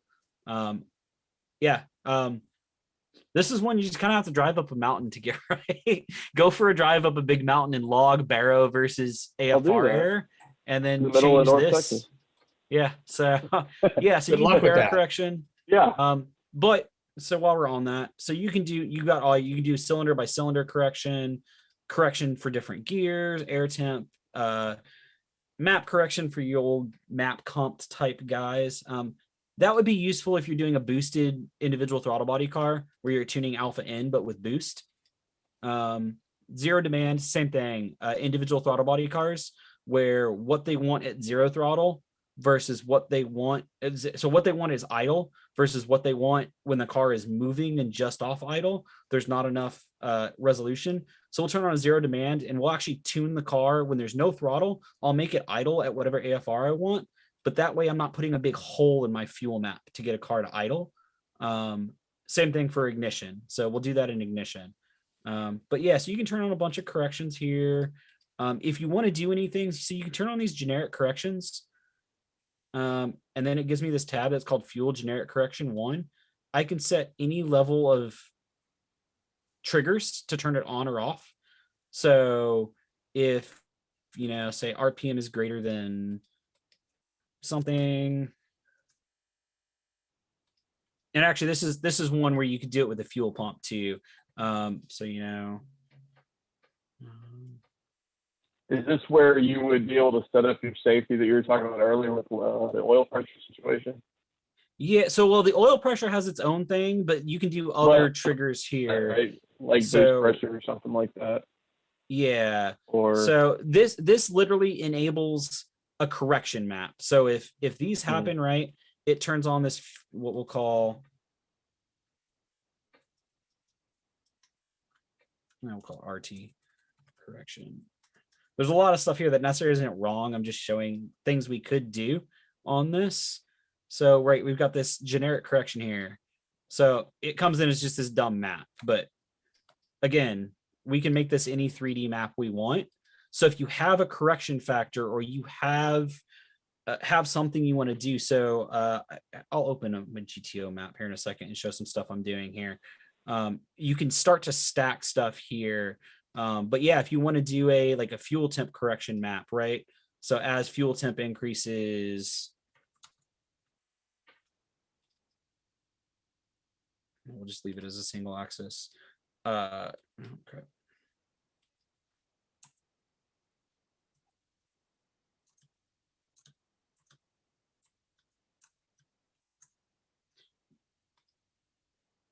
We can start to add fuel, but we could also do, so if you just want a conditional switch, they have all these generic channels and generic outputs. So if I want to set a trigger, right? These want an actually generic output. Here, we'll do a generic channel, right? So I can set up this channel name that is,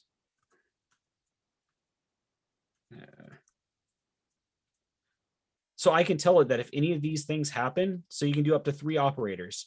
If any, you can do and or, so and or logic. So if all of these happens or any combination happens, hey, set this channel. It becomes active. So it goes from on to off or off to on, whatever.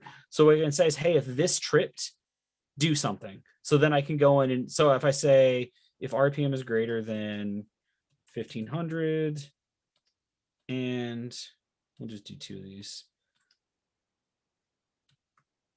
Fuel temp is greater than, say, 150.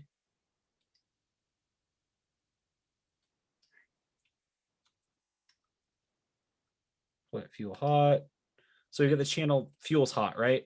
So we could go in and we could do stuff like, here we got these generic outputs. So I was starting to talk about how to do a fuel pump earlier. So we got this fuel pump, right? So I can do this based on a state. And either conditions or, so there's 2 ways to do this. So I could do it without doing that. I could just set conditions that fuel temp is below a certain amount or whatever to turn the pump on. This doesn't have to be pumped. This is any output. Or you can do it based on a table. And actually, so you can do this as a state output. That's an on off. In this case, it's a fuel pump. We're going to do, state. Let's just pick an output. High, low, we'll do a low in this case. So if I want to do a table, and then we do state settings. So this is, you can make sure it doesn't bounce. So it needs to be on for minimum half a second, or minimum off before it'll turn back or whatever. So it needs to be on for at least 1 millisecond so it doesn't sit there and bounce. So we've got table. So what we should get over here. So this FP output too. So I can make a table that only turns this on in certain conditions. So if you want to start playing with, baro comp or something like that, you could set a table to turn off a pump as you get up higher in elevation, so it's not cooking the fuel, or just turn off the second pump if your fuel gets hot, but you don't need it. So if boost is below a certain amount, whatever. These are kind of areas where there's a lot of options. I struggle to come up with really great ways until if you start to come up with, hey, these are things I want to happen. This is kind of where you need to think outside the box a little bit. And there's a lot of flexibility here. For the most part, I'm not seeing the only real things I would say here. You're not saying really any issues. I would switch this to drive-by-wire. The one concern I have there, you're gonna want to send both the TPSs and the APPs. You're gonna want to share that with your factory ECU because your transmission will probably it might go into limp mode and might cause your transmission to freak out. So when you do that, just make sure that you're not getting any errors in the Haltech. You're not backfeeding anything is what we don't want to see. And I would set your injectors up. Take your dead time table, do it versus injector pressure. So add a fuel pressure sensor, one. Yep.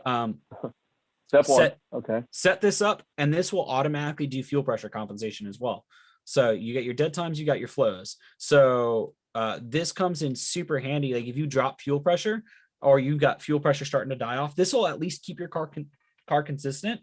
And it also means that when you're tuning, if you're getting little fluctuations in your fuel pressure, you're not going to bake that into your VE map. You're not going to bake that into your correction maps, anything like that. So I would do that. I would add a fuel pressure sensor, add your flex fuel sensor. I would start thinking about how you want to tune this, whether you want to do your flex fuel compensation maps, or if you want to do it like this and have a different map for each ethanol content, and think about how you want to do your boost control in the other engine. Right now, it looks like you're just running a single boost level. You're not doing any switching. No. So actually, there's a bunch of ways you can do this, and I can show you some of the stuff I'm doing on my GTO. And the only other thing, if you're having a hard time getting it to idle, you didn't have the zero demand map turn on. So let me take a look at your ignition map here, actually. So so you've got this hole. It's not a big deal. You don't have a big hole. A lot of times what you can see something like, I don't know, something like this in the middle of your ignition map, right? You put a hole in there to get the car to idle. Well, the problem is you kind of drive in some of these areas. So instead, what you can do is you turn on the zero demand map. And what this means is if the TPS is 0 or off, there's a threshold there. It goes into this map, and you can sit here and make you know, hey, let's you know, we want it to idle something. We'll give it a little bump here. It can like add timing for low idle, remove timing for high idle, and that then kind of make deal. sure give it a little hole here so it'll idle and sit Mhm. down in that hole. But it gives you a different map, so you're not, you know, trying to do an idle correction or something like that. Right. There's also in your idle map, these are the questions I see asked the most about stuff, is how to get things to idle. That's like the number one question I see in tuning groups. So we'll go down to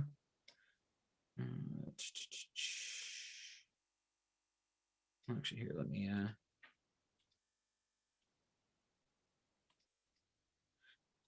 so actually I forgot about this. So there's a reason idle control can be selected. I don't know why it doesn't default to this. If you're drive-by-wire, tell it your drive-by-wire is controlling your idle. So closed loop, open loop, whatever. You can set up all your idle settings here, same as everything, your PID controls, stall offset. This is some of the stuff that will help you kind of get it to idle better after startup. Because you got the same ECU controlling everything else, controlling your idle. That's probably the problem now, is that throttle's opening and it's not really knowing what to do with it. And the other thing, there's all these things. I'm sure the fuel is completely wrong for what it's looking for. Okay. I'm sure it's running richer than it expects.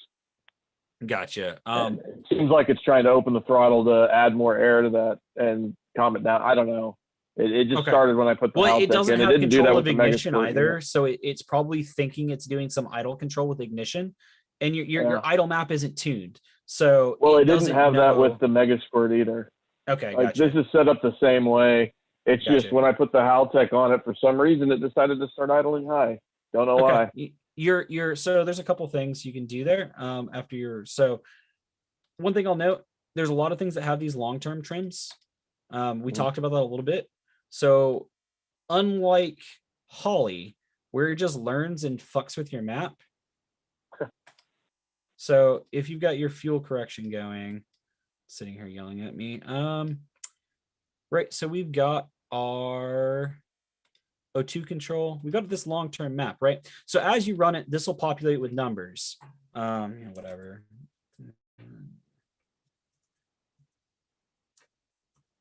I'll put some stupid number in here. Yeah, it won't let me do that. 50. So I'll put some really big numbers in here. So right now you see, hey, if maybe my learning was really messed up and the car ran really shitty, well, what's not happening here, it's not messing with anything here. What you can do is go up to long-term. Let's see here. Oh, I'm sorry. So you can go back in here, go to your O2 control.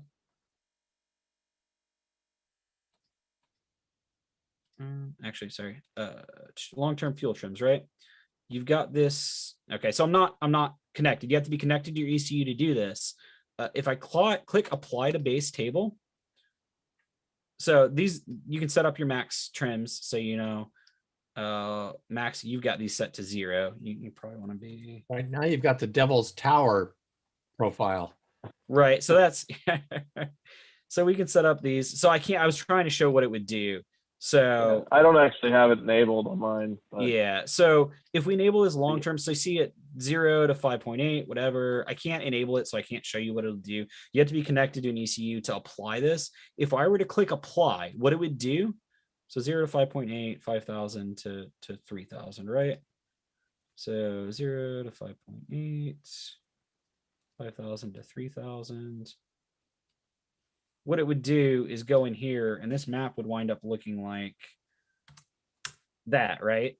So now in Holly, it just puts or some ECUs, it just puts your corrections directly into your fuel map. And obviously we got this big hole here.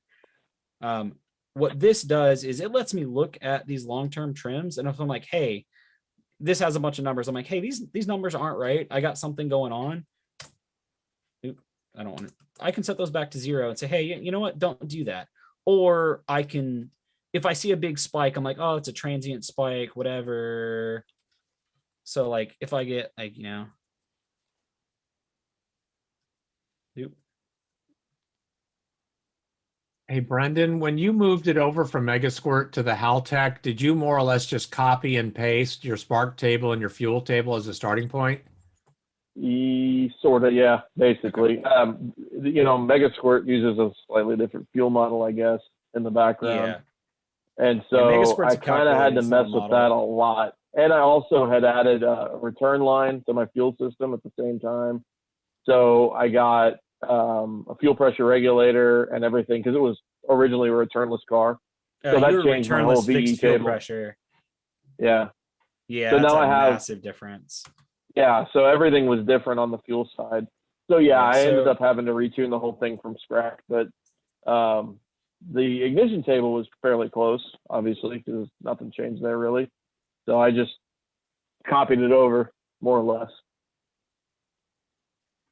But yeah, if I see something like this, where I've got, 40% correction, I see this massive spike here.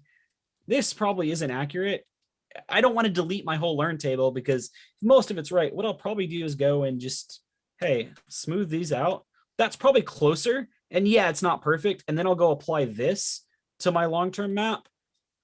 If I'm trying to tune based on the long-term fuel trims. If you're just trying to dial something in, you're street tuning, you're close, it's not a terrible way to do it. And this lets you kind of have the best of both worlds. You let it learn, but it doesn't apply it, so you can control it. And that's how all of your long-term trims work. So you do It's have using it at the time, right? Correct. So in the moment during that correction, it's using the long-term fuel trim, but it doesn't apply it to your base. Yeah, so it's the same as your OEM calibration does. Right. All of your OEM ECUs have long-term trims. It's the exact same idea. It's a long-term trim. Same thing as short-term, long-term on a OE. Yeah. Okay. And you can, let's see. So you don't have knock control. So you can do this with knock control as well. If you're getting consistent knock, same as a KR table on a GM ECU, you can set it to automatically start to pull time if you're getting consistent knock. Now, all these are based on, turn that off, your gain. So you can set, there's your PID, sorry, your long-term fuel trim gain. The higher this number, the more aggressive it's going to change this table. This saved my ass when I blew up at Mid-Ohio and I swapped from a non-VVT to a VVT engine. We literally pulled some maps that were close, drove it around, got it close. I went out on track and just jacked up these gains and logged it like crazy. Looked at my long-term trims, did what I just showed you guys. Said, hey, some of this stuff's right. I know I'm kind of fudging it. I smoothed this out, and over 3 sessions, got the car good enough that I drove a whole day when I showed up with completely different engine, different compression, everything.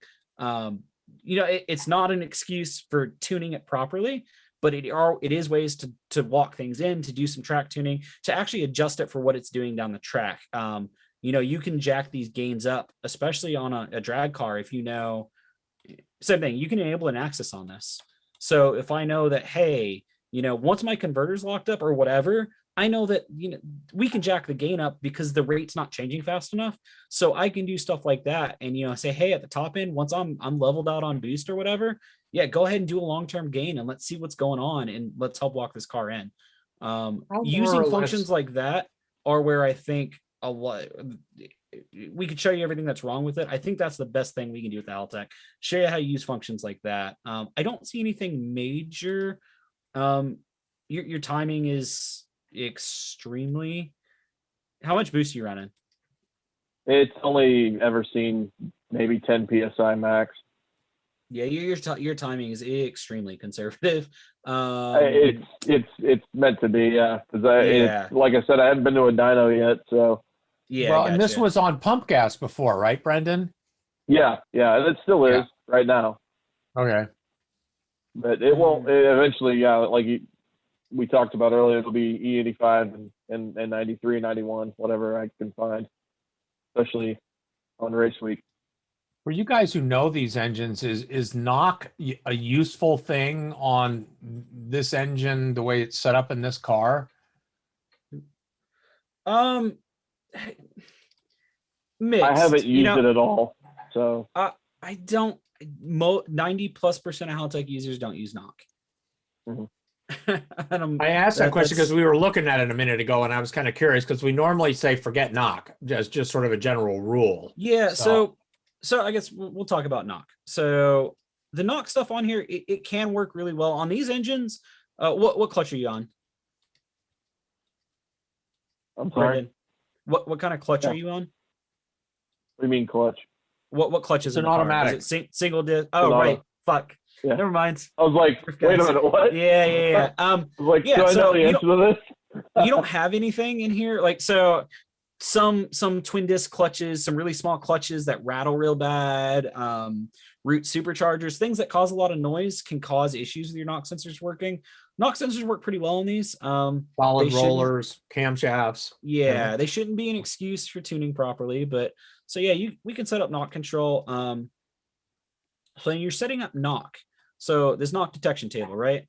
So the biggest thing with knock is, everyone's like, oh, let's throw in my knock frequency. That the equation I always forget and always have to look up. Oh, my knock frequency is it's probably something like that on this engine. I forget.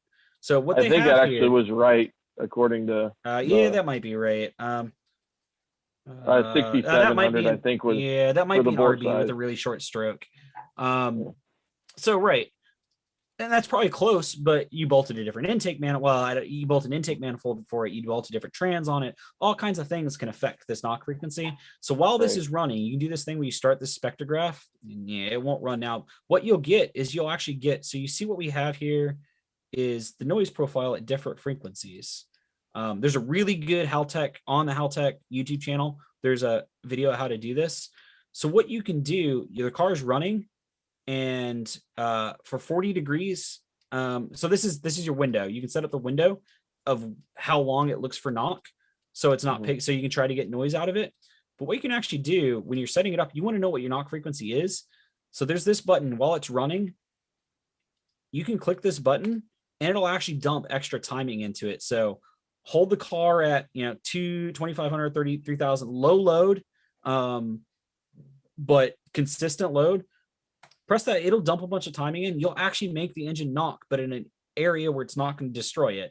So, get it steady state, 3,000 RPMs, whatever. Make it knock. What you'll get is you'll see the frequency response, and you'll see a bunch of lines here. What you're looking for is basically a real dense bunch of lines. I can pull open. I don't want to do that. That's going to mess with my computer. If you watch the YouTube video, they show you how to do it. What it'd be is you'll get this. All of the noise will be centered around a certain frequency. So there'll be a thick band with some spikes up and down, but you're looking for your center frequency. That's what they call it in a lot of stuff. You'll see it somewhere in here. And what you do is see if you can mouse over this. It's reading right over here what frequency I'm at. So let's say my band is really, say that. I put my mouse over it. What I go in is I come here and do this. That way my center frequency is right. That's going to make my knock a lot more accurate than just throwing in what it's supposed to be. This is what this engine combo does knock out. That is the center frequency. So that's first step. If you're not doing that, your knock is not accurate. If you do that, you set up your knock sensors. You need to do some runs to make sure it's not knocking. And then you can go and set up your knock threshold. So this is basically like anything else, RPM versus, in this case, throttle position. You could do it versus map or anything like that. You could say, hey, this is my noise threshold. Anything over this is knock. Anything under it isn't. So this is where you set up your filters. So that's where you basically, when you're doing your steady state tuning, you're going to get at each one of these, set that, hey, I know the engine's not knocking because I pulled timing out. I'm going to set this right up until so we've got these lights, right? Knock level 1. This will light up when we're running and it's knocking. So I can change all of these basically just to make sure we're not knocking. That way I know now if I do knock, anything over this noise threshold is knock. That works really well if you take the time to set it up. That said, if you tune on a dyno and you've got your threshold and you're running consistent fuel and stuff like that, is knock setup really huge? I think most of us have said you were perfectly fine tuning without knock. It is a tool you can use. It does work. It just takes time to set up. You can't just type numbers in and go away. And while we're here, Tom just sent me the injector data for your car. So yeah, so we've already showed how to do that. I can help you set that up if you need a reminder how to do that. But we've got your injector data here, so we'll move this over. So what you're seeing here, see if we can get this. So basically, all I would do is make this. This is your dead time table, and then does Tom have? So yeah, so you've got flow versus pressure. Mhm. So and then 10% more on gas. So what we've got here is, we'll get back there. So we've got flux, so flow versus pressure. And then, that's what I did here. 85% was this. I just literally took these numbers, multiplied by 85%, linearized in between. You could honestly probably make this table. Hey, Tom, if you want to chime in, is it usually pretty linear as ethanol content increases, or is there a non-linear point? Yeah, it's fairly linear. All right. So to be honest, make that easy and do that. There you go. So yeah, and you just set this up that way, and then same thing for dead times. Just make these tables match. Okay. And that's where you go up in the easy. axis setup. Yeah. And that's really you use the long term on your cam control, set up your injector flow rate so everything's consistent. Switch to drive by wire, use your IO, move that IO we talked about to open up some more IO for drive by wire. Mm-hmm. As you get more, so we added fuel pressure, we added flex, we added oil pressure, oil temperature. That actually will do a pull up on SPF 4. Not all the SPIs have pull ups. So that gets you there. If you start adding things like trans, like rate converter and stuff, you're going to run out. But yeah, that's yeah. And you said it did. That's you said it'll do transmission control too now. So it'll do some. It won't do. You're on a what, A640? Yeah, A650. But I had thought about switching that to something else. So considering it's probably going to blow up. Tom would be a good, not Tom. James might have a little bit more information. I think this is the news for now. There's 2.49, so I'm not on the news firmware on this computer. The only Toyota they have is the A34E 340E. Right, that's what I was thinking about using. Okay, you could either that or something old school like a. That makes it easier. You could do generic automatic, and so you go here to. Control stuff like that. You can set that all up automatically if you want to set up your lockup and all that. That's all outputs. Point is, it's available and it's there. Yeah. So trans control. No. Yeah. Transmission control right there. It's gonna. So we've got generic. So yeah. So you can set all this up here. You could do generic automatic. Set your outputs up however you want. We'll just grab some random outputs here. So depending on how many outputs you need, you can set that up. Number of forward gears. And you can set here and say, okay, on these outputs, turn these on off. When to shift to first, stuff like that. You can do it if you want to define any transmission that you can control this way. That's all there. It's going to be a lot easier if it's one of these transmissions. And if an A340, I believe an A340 should bolt to that, because that's the A340 is the super automatic transmission. Is that right? Does anybody remember that? Yeah. Yeah. If you, I believe we talked about this. Bolt right up. Yeah, we knew you were going to blow up this transmission. So yeah, I would just put an A340 in there. You could use a GM 4L80 if you wanted, or anything else. And a big hammer. Yeah. So, so this will automatically have the right output set up, and then you can change, when to shift to first, stuff like that. there's some other things here. Transmission control gets pretty, so you do gear detection on transmission control, which you can do based on sensors, RPM drop, transmission control functions. So there's a lot more here that we can get into. James would be a lot better person to walk through. We could probably do a whole show on how to control an automatic with a Haltech. I know James knows how to do it, and he could show some of that stuff. But it's all capable. And if you want to do a generic one, you can, as long as you can do it with just basic solenoid control. But yeah, those are the major things I would probably do there. We've got all our outputs. Add the sensors you want, and then think about what other sensors you want, and figure out if you need I/O. And this is what I'm talking about. You got 2 CAN bus on the 1000 and up. You got 2 CAN bus. So right now it looks like your main connectors are OBD, and your auxiliary connector is the CAN port. I usually do that the opposite way, just because I try to leave the cover on the ECU when I'm not connected. But yeah, that's about. Yeah, I mean, I had thought about there. switching to a CAN wideband, like the new Ballinger or something like that. Yeah, the CAN. So the problem with the Ballinger is it's the Haltech isn't set up to bring it in. That's another conversation to have with James. The Haltech CAN wideband would be the easiest. The Ballinger we could make work if we sniff a bunch of stuff, and I know James is trying to get it to work, but it's not plug and play. You can only add devices that are supported. So these are all Haltech devices. So I know they made an adapter for it as well. But that might work. So, but yeah, that's about all I've got there. Ignition's real low. We knew that. Most of it's getting this set up and actually tuning it.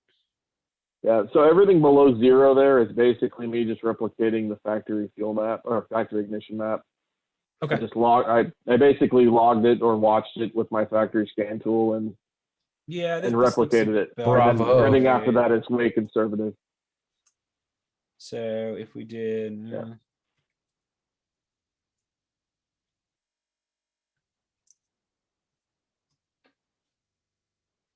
and it looks like you did the standard 0.75 degrees per PSI a boost. Yeah, I mean, that's pretty generic. Yeah, and to be honest, this number is really low for these cars. Yeah, so you're probably going to be, I would expect you to be closer to 12 to 14 degrees or more here on pump gas on this compression. So, but yeah, we knew that. So yeah, just use your setups right. And then if it doesn't idle, get your drive by wire so the ECU is controlling the idle, and then use this to help calm it down. And then if it's still idle surging and revving, you've got your coolant temp correction. You might have this. Yeah, so you're adding a decent amount until it's over 50 degrees. And I don't know where you are, how warm it is there. I think you're in Texas, right? Yep. So it's probably a little warmer. Today it was freezing in the morning, and then afternoon. So, but yeah, normally it's going to be hot this summer. So this is another area. You're not using this for idle control. Your stock ECU is doing this, and it's purposely jacking up your idle. That's why you're getting that. But we can't do anything until you get this to control it. Right. Okay. Yeah, that's about where we are. Awesome. I'll do the Holly one next week. We went a little long here. Yeah. It kind of turned into how much to set up a Haltech on the fly. I personally thought this was bitching. I've never spent a lot of time in a Haltech, and I'm pretty blown away by what this does and all the things it can do. If I was running a Rocky Mountain Race Week index class vehicle, boy, I'd want to run this thing because you could make it deadly. But you need some laps and some practice to do it. Let me see here. That's not me making noises. That's my dogs. So we're not going to say that. We're going to. Let me know when you want to wrap it up. We'll wind it out. Yeah, I mean, if someone wants to see how you can get real complicated with the 3D stuff, just real quick. So this is my GTO that the engine's still sitting on the ground in my garage. But it's been running before, but I can't help myself and stop taking it apart. As long as you're doing this, you might as well do that. Takes a while to load. So what I'm doing here, so really it's my boost control. A couple other things get fancy, but so what you see, I've got not a lot set up here. So ignore the fact this says steering angle. This is because we were using an old dash that wouldn't let me define inputs other than predefined into it. What this is a trim knob. So I have a boost trim knob set up with, I'm using a can pad actually. So as I push the button, I have 3 boost settings, right? So I can run different amounts of boost based on what my setting is. And this is a drift setup, right? No, this is a street car. Oh. This is a, it's 700 now. Looking at somewhere 900 to 1,000 is probably going to wind up on this car after this setup. Now it's getting interesting. So yeah, so street car on 275 street tires. Yeah. So yeah, so there's traction control here too, but you know what? As I'm sitting here looking at this, I don't have nearly as much here as I wanted. So this isn't my, okay, yeah, sorry. So this is where we wanted to be. This is our base duty cycle. This is actually what I'm running for boost. So pump gas, 5 PSI. Setting 1 is 8, setting 2 is 10, setting 3 is 12, whatever. So we've got that, right? But what I also have are these corrections. So right now I'm not doing anything here, but I have this flex fuel correction, this generic correction, where it's adding 1.5% at 100%. So what you're seeing is as ethanol content increases, and that should really probably be something, something a little bit like that. So as ethanol content increases, really once I get 60%, I'll run full boost. There's not much knock resistance to be gained here. So running a lot more boost here. So what this does is at each one of these tables, so the reason I'm having to do it that way rather than do it down here is that I'm also running boost by gear. So first gear, it's whatever. So you can see, like I said, I'm 275s on this car. So first, second, and I'm on 28 spline axles. So shit's gonna break. So literally you're holding power down based on what gear ratio you're in. Right. And again, you can set this up however. So there's a couple other ways to do this. This is the way I choose to do this, but here's where you can start stacking your correction tape. Because I could even go and do, actually, I'm sorry, your correction tables can only do that. You can start stacking your correction tables this way. I could add another correction table that then I could have done boost by gear and said, oh, in first gear, pull X% out, stuff like that. You can start stacking your correction tables like this and still have some control over it. Or you can have this be gear and do it a bunch of different ways. I actually had a really more complex map and I just don't have it on this computer that does this with a secondary boost trim knob on top of everything. And then same thing for traction control, where everything trims based on gear and stuff like that. But yeah, it's just kind of one of those, think about how to use these to stack your corrections and to blend between different stuff, especially when you start using this correction, looking at a map rather than just a fixed number.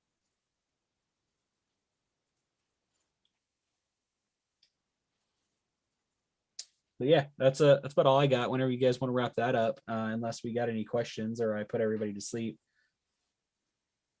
Okay, man, we'll wind it out. We'll play a little bit of music. This has been a wonderful Haltech deep dive with Brian Barnhill. Maybe next week we will get to the Holly team that I had lined up for Mr. Bonfield. In the meantime, everybody else have a good week. We'll try to get on here next Wednesday. If we're out of town, we may miss it, but I'll keep everybody posted on the RealTuners Radio Podcast fan page on Facebook. Check it out for updates there. Otherwise, everybody have a good week. Keep tuned up and let us know what kind of questions you have and what stuff you want to see. What should we review next time? Maybe a little bit of Mtron or something like that. Thanks again, Brian, for the really good lecture tonight. We appreciate it. Everybody have a good night and take it easy.